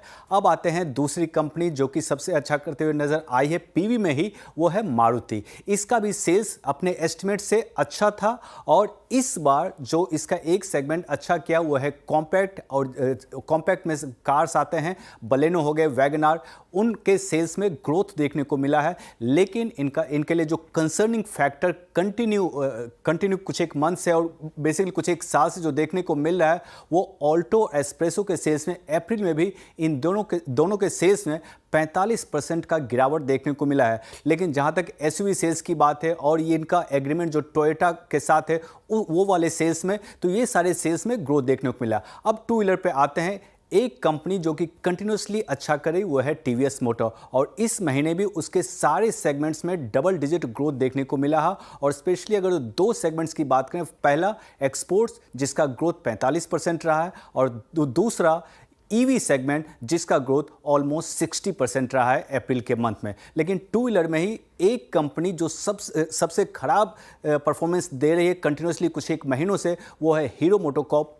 और अप्रैल मंथ में भी इनका टोटल सेल्स था 3 लाख यूनिट्स और हमारा एस्टिमेट था 4.47 लाख यूनिट। तो इनका सेल्स इतना खराब रहने का एक मेन कारण यह है कि अप्रैल महीने में अप्रैल 17 से लेकर अप्रैल 19 तक इन्होंने 4 फैसिलिटीज़ मेंटेनेंस के लिए बंद किया था। उसका इम्पैक्ट सेल्स पे देखने को मिला था, लेकिन एस्टिमेट्स में वो फैक्टर्ड इन था। उसके बाद भी उनका सेल्स एस्टिमेट से ऑलमोस्ट 31% और वाई अगर जो कंपेयर करेंगे तो उससे वहाँ से 42% या कहें 43% का गिरावट देखने को मिला है। और फोर व्हीलर में जो सबसे खराब परफॉर्मेंस दिया वो है टाटा मोटर्स। इनके मेजॉरिटी ऑफ द सेगमेंट्स में डिक्लाइन देखने को मिले हैं। सिर्फ 2 सेगमेंट जो कि हैवी ट्रक है और बस सेगमेंट, वहाँ पे थोड़ा सा ग्रोथ देखने को मिला है। लेकिन सबसे वर्स्ट पार्ट टाटा मोटर्स के लिए ये है कि जो ईवी सेगमेंट है जहाँ पे ये लीडर रहे हैं, वो उसका भी सेल्स अप्रैल महीने में 16% गिरा है। और आज के दिन 2 कंपनीज ने सेल्स दिया है अप्रैल महीने का, वो है बजाज ऑटो और अशोक लेलैंड। दोनों का सेल्स एस्टिमेट से नीचे है। अब बजाज ऑटो के लिए प्रॉब्लम क्या है, एक्सपोर्ट्स तो ठीक ठाक कर रहा है लेकिन डोमेस्टिक सेल्स में ऑन अ कंटिन्यूस बेसिस गिरावट देखने को मिला है। और अशोक लेलैंड में एस्टिमेट से नीचे रहने का मेन कारण है एमएनएससीवी का परफॉर्मेंस अपने एस्टिमेट से खराब रहा है। तो ओवरऑल अगर जो बात करें तो मिक्स ट्रेंड, जो कंपनीज अच्छा करते हुए नजर आ रही है वो कंटिन्यूसली अभी भी अच्छा कर रही है, लेकिन जो कंपनीज पहले भी निराश कर चुके पिछले कुछ एक महीनों से, वो अप्रैल महीने में भी निराश ही किया है। सुदर्शन, बहुत बहुत शुक्रिया। सारे नंबर्स को two wheeler space, commercial vehicle segment, passenger vehicle segment, सबका क्रक्स समझाने के लिए इस महीने की फिगर्स में क्या रहा क्रक्स। चलिए अब एक काम करते हैं, बढ़ते हैं बिग मार्केट वॉइसेस। और उससे पहले अगर आप देखें 2 बजे जब शेयर मेरी बात हो रही थी, यही लेवल था निफ्टी का 24,370, एग्जैक्टली उसी प्राइस पे 55,200 पे निफ्टी, उसी प्राइस पे निफ्टी बैंक कहीं नहीं गए उस ट्रैजेक्टरी में, बिल्कुल बैठे हुए हैं। गुरमीत हमारे साथ इस वक्त मौजूद हैं, इस वक्त Gurmeet Chadha, managing partner and CIO Complete Circle के। गुरमीत जी नमस्कार, कार्यक्रम में स्वागत है। गुरमीत जी, लिक्विडिटी तो मार्केट्स को बहुत अच्छी तरीके से चेस कर रही है and so far so good, but शायद एक इवेंट और हमारा इंतज़ार कर रहा था, ये दुखद हादसा, और उसके बाद इंडिया जो कि पॉसिबली अपने आप को प्रिपेयर कर चुका है, इट्स मैटर ऑफ टाइम कब रिटेलिएट करेगा। आप मार्केट्स को इस वक्त रीड कैसे कर रहे हैं, पोजीशन कैसे हैं आप इस वक्त? तो वीरू जी, अगर तो ये हमारा बॉर्डर एस्केलेशन नहीं होता पहलगाम के टेररिस्ट अटैक के बाद, तो मैक्रो पिक्चर इंडिया की काफ़ी अच्छी लग रही है। आप देखिए, जीएसटी का नंबर शानदार आया है, 12.5% के आसपास का जीएसटी में ग्रोथ है, 2,36,000 करोड़ के आसपास। तो ये दिखाता है कि जो Q4 जीडीपी है उस पर शायद अपटिक देखने को मिलेगा। अभी Q4 जीडीपी के आंकड़े आ जाएंगे, तो मुझे लगता है कि नॉमिनल ग्रोथ अच्छी आ सकती है, और जो रियल ग्रोथ है वो 7% के ऊपर आ सकती है। तो वो आई थिंक एक पॉजिटिव है। बैंक क्रेडिट ग्रोथ जो भी अभी अभी नतीजे आए हैं, जो लीडिंग प्राइवेट बैंक्स हैं और सब पीएसयू बैंक्स हैं, वो भी डबल डिजिट दिख रही है। तो थोड़ा सा अपटेक बैंक क्रेडिट ग्रोथ में भी है। ऑयल करीबन $60 है, इन्फ्लेशन 3.6 है, आरबीआई 5-5.5 लाख करोड़ का तो ओएमओ कर चुका है लिक्विडिटी इन्फ्यूजन के लिए। तो ओवरऑल स्टांस अच्छा है बाजार का। एक चीज जो अभी भी है वो अर्निंग है, कुछ पॉकेट्स में वीक है। फाइनेंशियल्स की अच्छी आ रही है, बट हमने देखा है कुछ पॉकेट्स में अभी भी सॉफ्ट है। तो जैसे जैसे अर्निंग सीजन निकलेगा, अगर एक 9-10%, 11% की ईपीएस ग्रोथ आ जाए इस क्वार्टर, तो मुझे लगता है बाजार को ये यकीन हो जाएगा कि ग्रोथ अब थोड़ा सा अपटिक में है। बट जो एक्सपोर्ट ओरिएंटेड सेक्टर्स है, जहाँ पे टैरिफ का इम्पैक्ट ज्यादा है, थोड़ा सा कमोडिटी में हमने देखा है यूएस का जीडीपी कम हुआ है, तो थोड़ा रिसेशनरी ट्रेंड देखने को मिल रहा है। तो एक पार्ट मार्केट का जो है वो मुझे लगता है अभी भी स्ट्रगल करेगा शायद एक क्वार्टर। तो हमारा मॉडरेट स्टांस है, थोड़ा 5-10% लिक्विडिटी रखिए पोर्टफोलियो में। अगर कुछ भी वॉर रिलेटेड एस्केलेशन होता है, बाजार वोलेटाइल हो सकता है, तो आपको अपॉर्चुनिटी मिलेगी, but medium term trend intact है। बाजार second half of the year में काफी अच्छा करेगा। अच्छा गुरमीत, अभी कुछ देर पहले आपके आने से पहले जो मैटर को हम डिस्कशन में जो डिस्कस कर रहे थे वो था ऑटो के नंबर्स कैसे लगे आपको? जो सुदर्शन ने बात आखिरी में जाते जाते कही थी, जो कंपनियां अच्छा कर रही हैं वो अभी भी अच्छा कर रही हैं। टू व्हीलर में डोमेस्टिक मार्केट एक बहुत बड़ा इशू है, एक्सपोर्ट मार्केट्स उनको सेव कर रहे हैं, जस्ट एज आई थिंक जो कोविड में एक्सपोर्ट मार्केट्स हमको बचा के लेके गया था। आप ये पूरे ऑटो स्पेस को कैसे बाइसेक्ट करके देख रहे हैं? कौन से कंपोनेंट आपको इस प्राइस पे स्ट्रॉन्ग लग रहे हैं बाय के लिए? तो हम अभी न्यूट्रल हैं, क्योंकि ऑटो पे टैरिफ का इम्पैक्ट वीरू जी ज़्यादा है, और अंडरलाइंग पे भी ज़्यादा है, क्योंकि कमोडिटी अंडरलाइंग है, चाहे वो एल्यूमिनियम है, स्टील है। बट कुछ कंपनीज डिफरेंशिएट कर रही है। टू व्हीलर में क्लियरली टीवीएस बहुत अच्छा कर रहा है। आप उसके नंबर देखिए मंथ ऑन मंथ, उसके जो iQ है, जो ईवी है, वो भी अच्छा कर रहा है।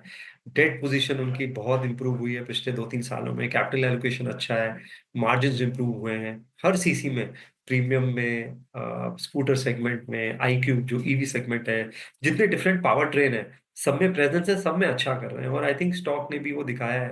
और जबकि हमने देखा है हीरो और बजाज थोड़ा सा स्ट्रगल कर रहे हैं।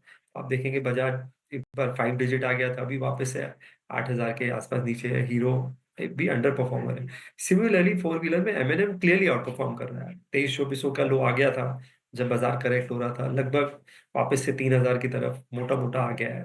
15-20% का लो से मूवमेंट। और हमने नंबर देखे अप्रैल का जो अभी अपडेट आया है, ट्रैक्टर में भी वॉल्यूम ग्रोथ है और एसयूवी में भी मार्केट शेयर गेन करता जा रहा है। मेरे हिसाब से ये जो नंबर है दिखा रहा है शायद 22-23% के ऊपर मार्केट शेयर चला गया है एसयूवीज का। फाइनली आएगा जब क्वार्टरली अर्निंग्स आएंगी। उसके अलावा भी आप देखिए, एक चीज जो बड़ी क्लियर है, जो ट्रैक्टर की सेल है वो क्या होता है, ये दिखाता है कि पिछला आपका क्रॉप सीजन अच्छा गया है और आने वाला सीजन का प्रोस्पेक्ट अच्छा है। तो रूरल सेंटिमेंट जरूर थोड़ा सा इंप्रूव हुआ है, जो मुझे लगता है ब्रॉडर इकोनॉमी के लिए बहुत अच्छा है, क्योंकि ट्रैक्टर एक ऐसा परचेज है जो ब्रॉड सेंटिमेंट दिखाता है, प्रीवियस क्रॉप का भी और आगे आपके एक्सपेक्टेशन का भी। तो ये जो स्टॉक्स मुझे लगता है ऑटो में स्टैंड आउट कर रहे हैं और अर्निंग्स भी स्ट्रांग है। और थोड़ा बहुत हम ऑटो कंपोनेंट्स में भी वैल्यू देखते हैं, बट अभी ये सेक्टर ऐसा है कि आप कुछ टाइम के लिए न्यूट्रल रह सकते हैं। आप बैंकिंग पे, कंजम्पशन पे, एनर्जी पे आप ज्यादा फोकस कर सकते हैं, जो थोड़ा इनवर्ड लुकिंग है।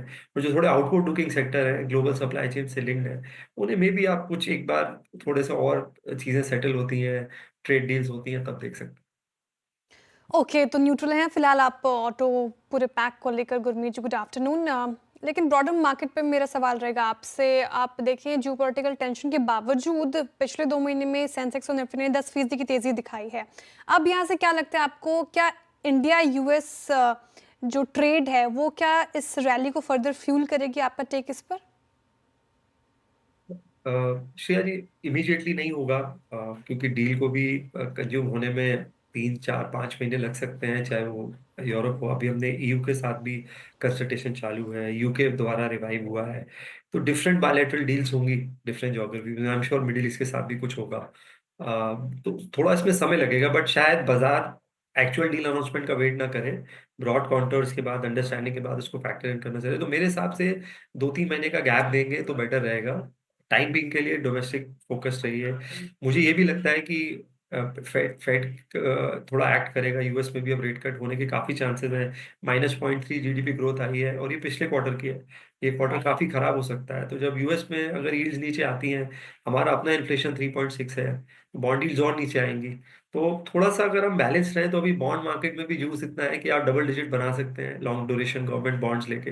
तो थोड़ा बैलेंस अप्रोच रखिए, थोड़ा गोल्ड, थोड़ा बॉन्ड्स, थोड़ा डोमेस्टिक कंजम्पशन ओरिएंटेड सेक्टर्स, और एग्रेसिव स्टांस लीजिए जब चीजें थोड़ी सी बेटर हो जाए। ये जो हमारा बॉर्डर इश्यूज हैं, ये भी मुझे लगता है। बट एक चीज तय है, अगले 3 4 महीने के बाद हम टैरिफ की भी इतनी चर्चा नहीं कर रहे होंगे, हम इंडिया पाकिस्तान की भी इतनी चर्चा नहीं कर रहे होंगे। शायद कोई नई परेशानी होगी। हर बार एक नया वरी आता है और ये वरी तब तक सबसाइड हो जाएगा। तो मुझे लगता है कि थोड़ा सा टाइम दीजिए और कंसोलिडेट रहिए। एक्सट्रीम कॉल मत लीजिए मार्केट में अभी कि डील हो रहा है तो मैं ये कर लेता हूँ, जहाँ न्यूज फ्लो आ रहा है मैं, तो आई थिंक उसमें आप थोड़ा कई बार ट्रैप हो सकते हैं। थोड़ा सा न्यूट्रल रहिए, और अगर अच्छा कहीं बार्गेन मिलता है तो डेफिनेटली आप देख सकते हैं। अ, आपने कहा बैंकिंग और फाइनेंशियल्स को लेकर आप ऑप्टिमिस्टिक है, लेकिन एफएमसीजी को लेकर सवाल है मेरा गुरमीत जी। बजट के बाद से एक्सपेक्टेशंस लगा के बैठे थे हम, हालांकि बीच में एक रैली आई, वो भी टिकी नहीं। मॉनसून के एक्सपेक्टेशंस भी अच्छी है, उससे ज़्यादा अनुमान से ज़्यादा अच्छे रह सकते हैं, स्काईमेट ने ये भी बताया है। लेकिन एफएमसीजी से हो क्यों नहीं पा रहा? कहाँ दिक्कत आ रही है? क्या लग रहा है आपको इस पर्टिकुलर स्पेस पे? क्या भाप के चल रहा है बाजार? देखिए, कंज्यूमर स्टेपल्स में ग्रोथ नहीं है। हमने देखा 2 3% वॉल्यूम ग्रोथ आई है एचयूएल की भी, डाबर की भी कुछ खास नथिंग टू राइट अबाउट। तो बेसिक जो बीपीसी हम बोलते हैं, ब्यूटी पर्सनल केयर, जिसमें मैक्सिमम एफएमसीजी आता है, टॉयलेटरीज आती हैं, सोप्स आते हैं, हेयर ऑयल आते हैं, यहाँ पे वॉल्यूम ग्रोथ ना के बराबर है तो 2 3% है। फूड सेगमेंट में ग्रोथ अच्छी है। हमने देखा टाटा कंज्यूमर का अपडेट अच्छा था, नतीजे अच्छे थे। लेकिन विद इन फूड सेगमेंट भी कुछ अच्छा कर रहे हैं, कुछ इतना अच्छा नहीं कर रहे हैं।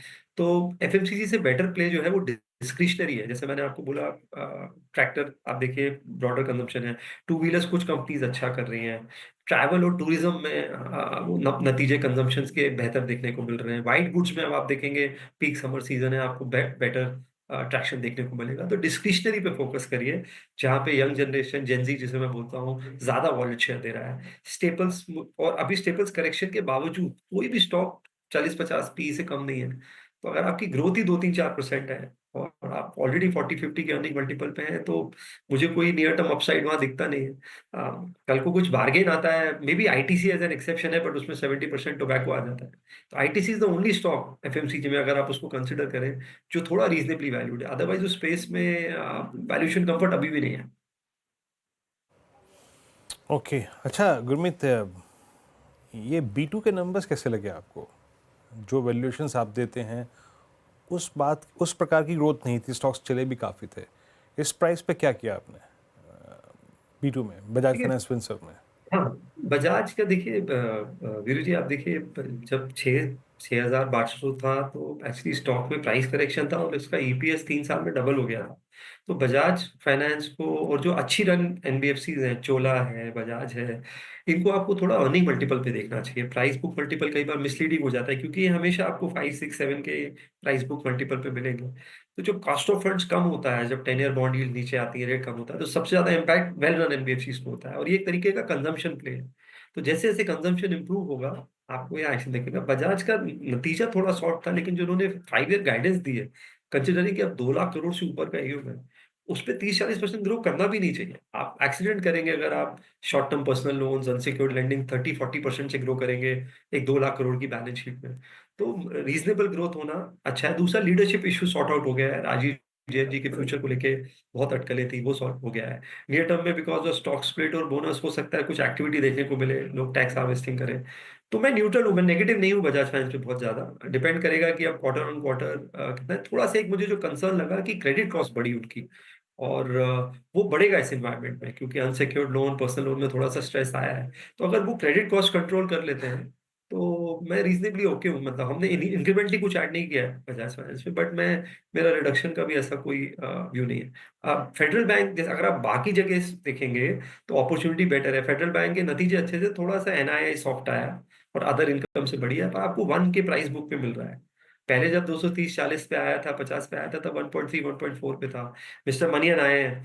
जीएनपी अगर आप देखेंगे तो शायद एक डेकेड में lowest NPA, best asset quality देखी है मैंने शायद पिछले 10 साल में फेडरल बैंक की। तो अगर बेस मजबूत हो रहा है किसी बैंक का और धीरे धीरे ग्रोथ बढ़ रही है, कासा ज्यादा कर रहे हैं, रिटेल डिपॉजिट ज्यादा कर रहे हैं, तो एक फाउंडेशन ले हो रही है आगे की ग्रोथ के लिए। तो यहाँ पे बैंक्स में मुझे लगता है वैल्यूएशन कंफर्ट ज्यादा है, चाहे वो फेडरल बैंक हो, चाहे वो कुछ पीएसयू बैंक्स हो, नतीजे वहां भी अच्छे रहे हैं। तो बैंकिंग पे शायद थोड़ा ओवरवेट रहूंगा, और थोड़ा सा हाउसिंग फाइनेंस पे भी, क्योंकि मुझे लगता है वहां आपको एक अच्छा ऑप्टिक देखने को मिलेगा। गुरमीत, आज सुबह कहाँ थे आप जब बारिश हो रही थी, ओले पड़ रहे थे? घर पे थे या निकल चुके थे? मैं वीरू जी रन करने गया था, बट वापस आ गया 5 मिनट में, क्योंकि काफी काफी तेज था। बट मैं काफी सुबह काफी अच्छा है। और थोड़ा सा मुझे लगता है कि मौसम बदल रहा है, मार्केट का सेंटिमेंट भी मुझे लगता है जरूर धीरे धीरे बदलेगा। हाँ, अच्छा, ये एक लास्ट क्वेश्चन पूछूंगा। अटर्नल के नंबर्स ने, आई मीन जोमेटो के नंबर्स ने, क्या आपको डिसअपॉइंट किया? आपका व्यू क्या है अटर्नल पे इस वक्त इस नंबर के साथ? तो जोमेटो ने इनफैक्ट आप देखिए पिछले क्वार्टर भी बोला था कि हम स्टोर एक्सपेंशन बढ़ाएंगे और थोड़ा सा फूड कंजम्पशन, फूड डिलीवरी में स्लो डाउन है। एक जो मुझे लगता कि फूड डिलीवरी में शायद थोड़ा ज्यादा वीकनेस देखने को मिली जितनी हमें उम्मीद थी। बट क्योंकि स्टॉक ऑलरेडी 300 लेवल से 220 230 था, तो शायद फैक्टर इन कर रहा था कि नतीजे थोड़े वीक होंगे। लेकिन क्विक कॉमर्स में उनकी ग्रोथ अच्छी आ रही है। मतलब आप टॉप लाइन ग्रोथ देखेंगे तो अभी भी वो बहुत हाई ग्रोथ सेगमेंट है। तो मुझे ऐसा लगता है जो अभी 2-3 हजार करोड़ कर रहे हैं क्विक कॉमर्स में, नंबर काफी स्पीड से बढ़ सकता है। बट क्योंकि कॉम्पिटिटिव इंटेंसिटी बढ़ेगी तो डार्क स्टोर ज्यादा खोलेंगे, हर क्वार्टर 150-200 स्टोर ऐड करेंगे, तो रिटर्न रेशियो मार्जिन पे इम्पैक्ट आता है, बर्न थोड़ा सा बढ़ सकता है। लेकिन स्टोर की यूनिट प्रॉफिटेबिलिटी फिर एक स्टेज के बाद ठीक होने लगती है। 6-8-9 महीने के बाद आपका जो यूनिट प्रॉफिटेबिलिटी है डार्क स्टोर की, वो इंप्रूव होने लगती है। दूसरा, उन्होंने एक अच्छा नतीजा क्या लिया है कि वो जो फूड में क्विक डिलीवरी कर रहे थे 15 मिनट वाली, उसे डिसकंटिन्यू कर रहे हैं। इन्वेंट्री लेवल पे देख रहे हैं हम कितनी इन्वेंट्री ओन कर सकते हैं। तो उनका फोकस है कि वर्किंग कैपिटल और बाकी जो कॉस्ट है उस पर काम करना है। तो आई थिंक अगर वो फोकस बना सकते हैं और थोड़ा कैश बर्न को कंट्रोल कर सकते हैं, तो मुझे लगता नहीं है कि कोई प्रॉब्लम। मैं लंबा व्यू लेता हूँ न्यू एज कंपनीज का, तो उसमें आपको एक लंबा पोर्टफोलियो बनाना पड़ेगा। उसमें आपका जोमेटो भी आएगा, उसमें शायद पॉलिसी बाजार भी आएगा, शायद नायका भी आएगा, और भी मुझे लगता है जियो फाइनेंस भी न्यू एज है। अभी बहुत अमेजिंग लेंडिंग प्रोडक्ट्स मार्केट में उनके आ रहे हैं, स्पेशली वो जो लैस पे काम कर रहे हैं, लोन अगेंस्ट सिक्योरिटीज पे बहुत अमेजिंग काम कर रहे हैं, क्योंकि कॉस्ट ऑफ फंड बहुत कम है, क्योंकि रिलायंस का ट्रेजरी है उसके पास, तो कॉस्ट ऑफ फंड उनकी ट्रिपल रेटिंग उनकी 7% से नीचे है। तो बहुत डिस्ट्रप्शन करने वाले हैं वो लेंडिंग स्पेस में। तो न्यू एज कंपनीज का आप एक बास्केट बनाइए और बहुत ओवर कंसंट्रेशन मत करिए, and hopefully some of them will do very well over a period of time. तो इसको थोड़ा लंबा देखना पड़ेगा, क्वार्टर ऑन क्वार्टर देखने से ज्यादा फायदा होगा नहीं। ओके, बहुत शुक्रिया गुरमीत जी हमारे साथ जुड़ने के लिए, आज तमाम सवालों के जवाब देने के लिए बहुत शुक्रिया आपके समय के लिए। अब क्लोजिंग के ओर बढ़ें तो हालांकि अभी 15 मिनट बाकी हैं क्लोजिंग होने में, लेकिन कुछ खास हुआ नहीं। और जस का तस निफ्टी एग्जैक्ट अभी देखिए फिर से इन रेड 24,311 पे इसकी ओपनिंग हुई थी, 24,330 के लेवल पर अभी फिलहाल कारोबार कर रहा है। अब यहाँ से क्या स्ट्रैटेजी वीरेंद्र जी अपनाएंगे? न्यूट्रल अभी भी आप जो आपने कहा उसी के पक्ष में है, या फिर थोड़ा सा देखिए श्रेया, हमें वही करना चाहिए जो बाजार ने करा।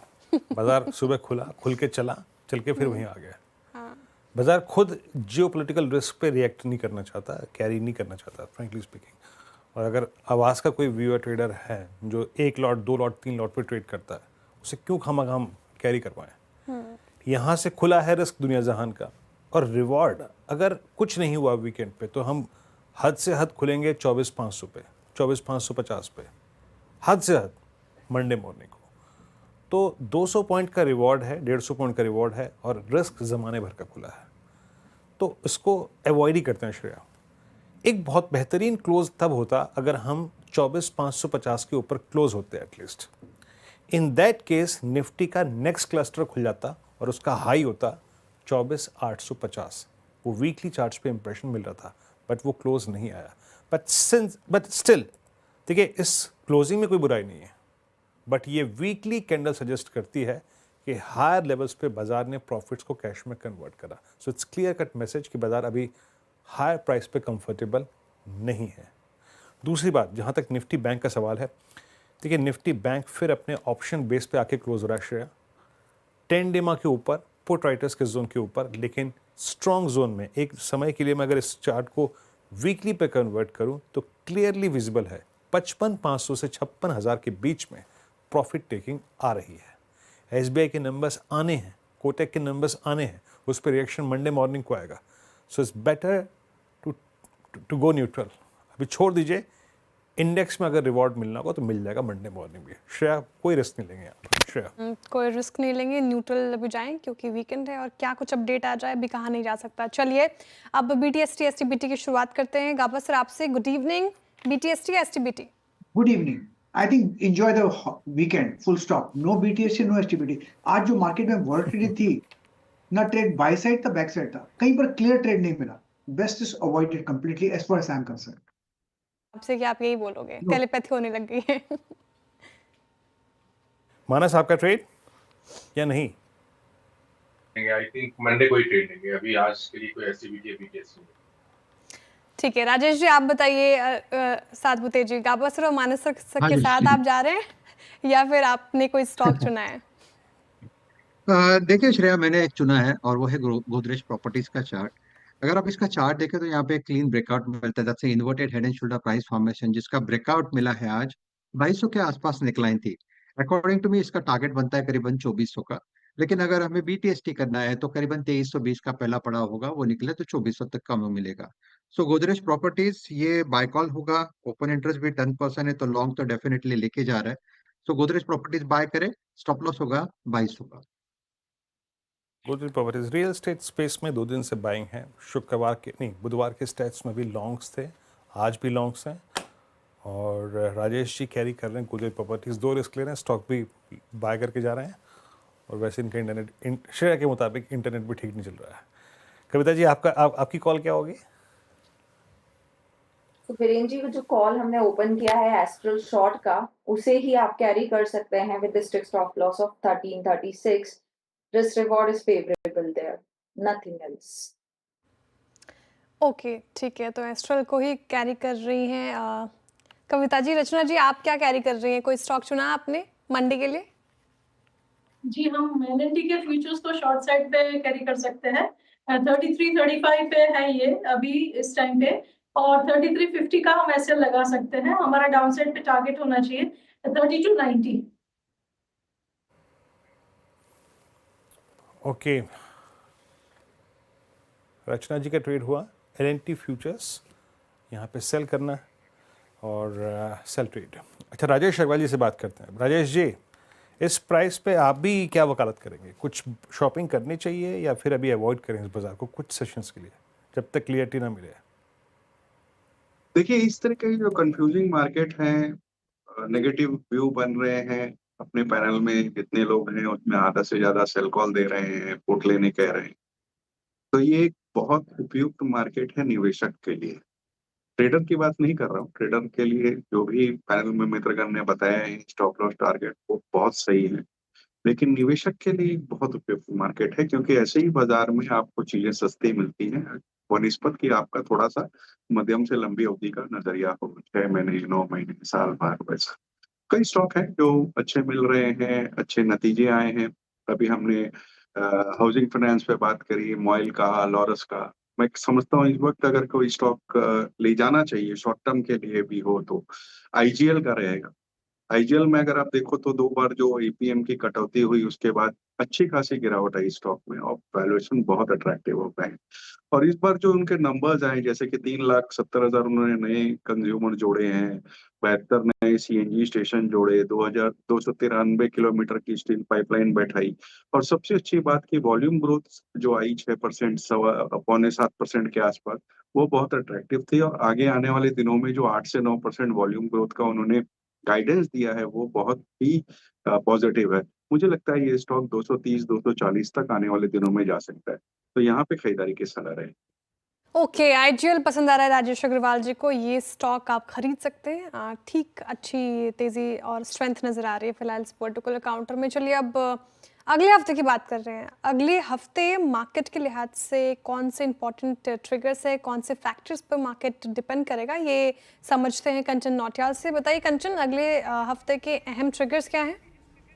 जी, जैसे कि हम देख रहे हैं कि अर्निंग सीजन इस टाइम पे चल रहा है, तो सबसे मेजर फैक्टर तो इस टाइम पे कंपनी के नंबर्स ही होंगे। इसके साथ साथ कई सारे और भी फैक्टर्स हैं जहां पे बाजार की जो है नजर रहेगी। सबसे पहले बात कर लेते हैं 5 ऑफ मई की। 5 ऑफ मई को S&P ग्लोबल कॉम्पोजिट PMI का डेटा आने वाला है, जहां पे आपको खासा ध्यान रखना होगा। और अर्निंग्स की बात करी जाए तो आज जैसे कि हमने डिस्कस भी किया, Mahindra and Mahindra, Indian hotels, Coforge, IDBI bank और साथ ही साथ कैम जैसी कंपनीज भी अपने Q4 के जो नंबर हैं वो प्रेजेंट करने वाली है। मूविंग फॉरवर्ड 6 मई की तरफ आया जाए और HSBC उस दिन जो है अपना सर्विस PMI का डेटा जो है वो रिलीज करने वाला है। और नंबर्स के लिहाज से JBM auto, Bombay stock exchange, bank of Baroda, HPCL, महानगर गैस, साथ में गोदरेज कंज्यूमर, पेटीएम, पॉलीकैब और रेडिको खैतान जैसी दिग्गज कंपनीज अपने जो नंबर्स हैं वो पेश करने वाली है।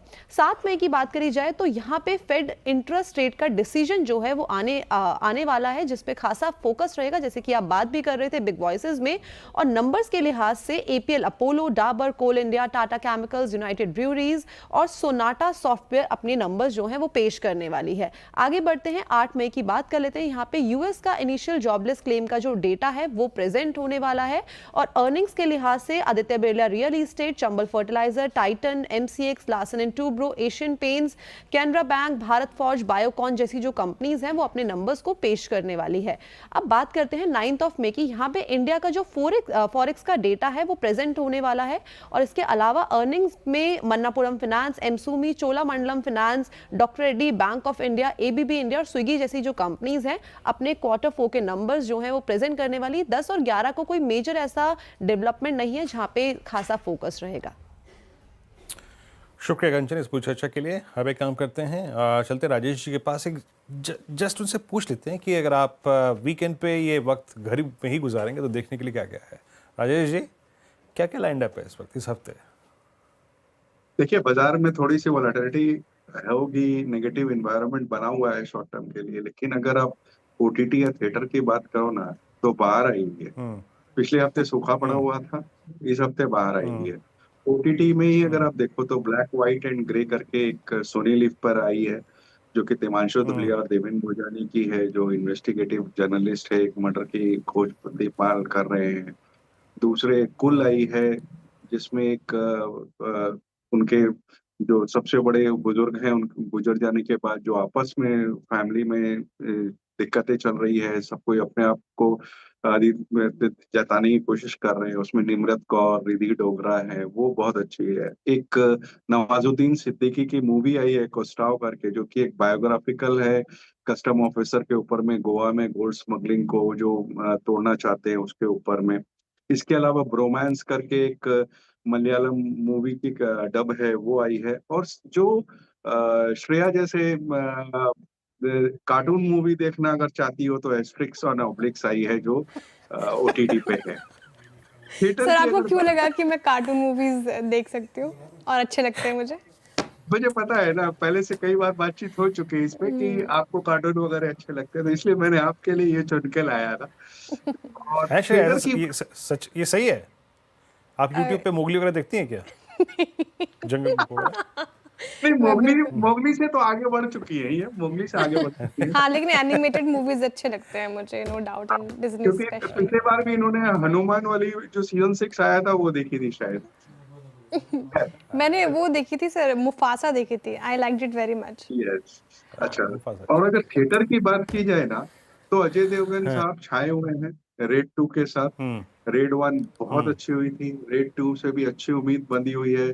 अजय देवगन के अलावा रितेश देशमुख और वानी कपूर है, जो कि उम्मीद है अच्छी होगी। और इस वक्त अगर आप देखो तो हॉरर कॉमेडी का एक बोलबाला बना हुआ है, खास करके स्त्री 2 के बाद। उस कड़ी में इस वक्त द भूतनी आई है, जिसमें संजय दत्त, मौनी रॉय है। मौनी रॉय भूतनी बनी हुई है, संजय दत्त तांत्रिक बने हुए हैं। अच्छी लग रही है। तो ये कुछ एक मूवीज हैं जो देखी जा सकती है। इवन अगर हॉलीवुड की मूवीज की बात की जाए तो मुझे लगता है थंडरबोल्ट करके मार्वल स्टूडियोज की आई है, लेकिन मार्वल की आजकल मूवीज उतनी चलती नहीं है, तो लेट्स सी कैसे उभर कर आती है। राजेश जी, एक दो मूवी आती तो आप मार्केट क्लोज कर ही देते। खैर बहुत बहुत शुक्रिया, आपने सिमटा दी ये बात। और फाइनली क्लोज हम कर रहे हैं करीब करीब 24,317 के आसपास, और निफ्टी बैंक करीब 50,068 पे।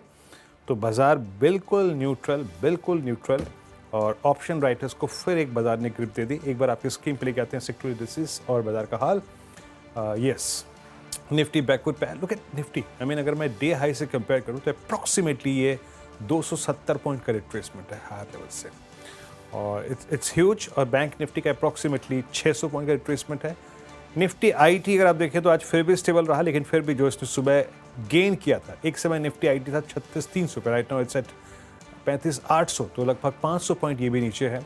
मिड कैप्स का हाल थोड़ा बुरा था, तो ब्रॉडर मार्केट्स वीक थे आज। Look at industries, Nifty bank, Nifty metals, Nifty pharma backward पे, एफएमसीजी बैकवर्ड पे, रियल्टी बैकवर्ड पे। फाइनेंशियल सर्विसेज इंडेक्स अच्छा था क्योंकि आज B2 थे, वो पुल बैक पे थे, PSU बैंक एसबीआई की लीडरशिप में। बाकी Nifty IT, Nifty oil and gas index, CPSE backfoot पे था, ऑटो बैकफुट पे था, और केबल गुड इंडेक्स ये भी अगर आप देखिए बैकफुट पे था। एनटीपी एक्सेल कॉल भी आई।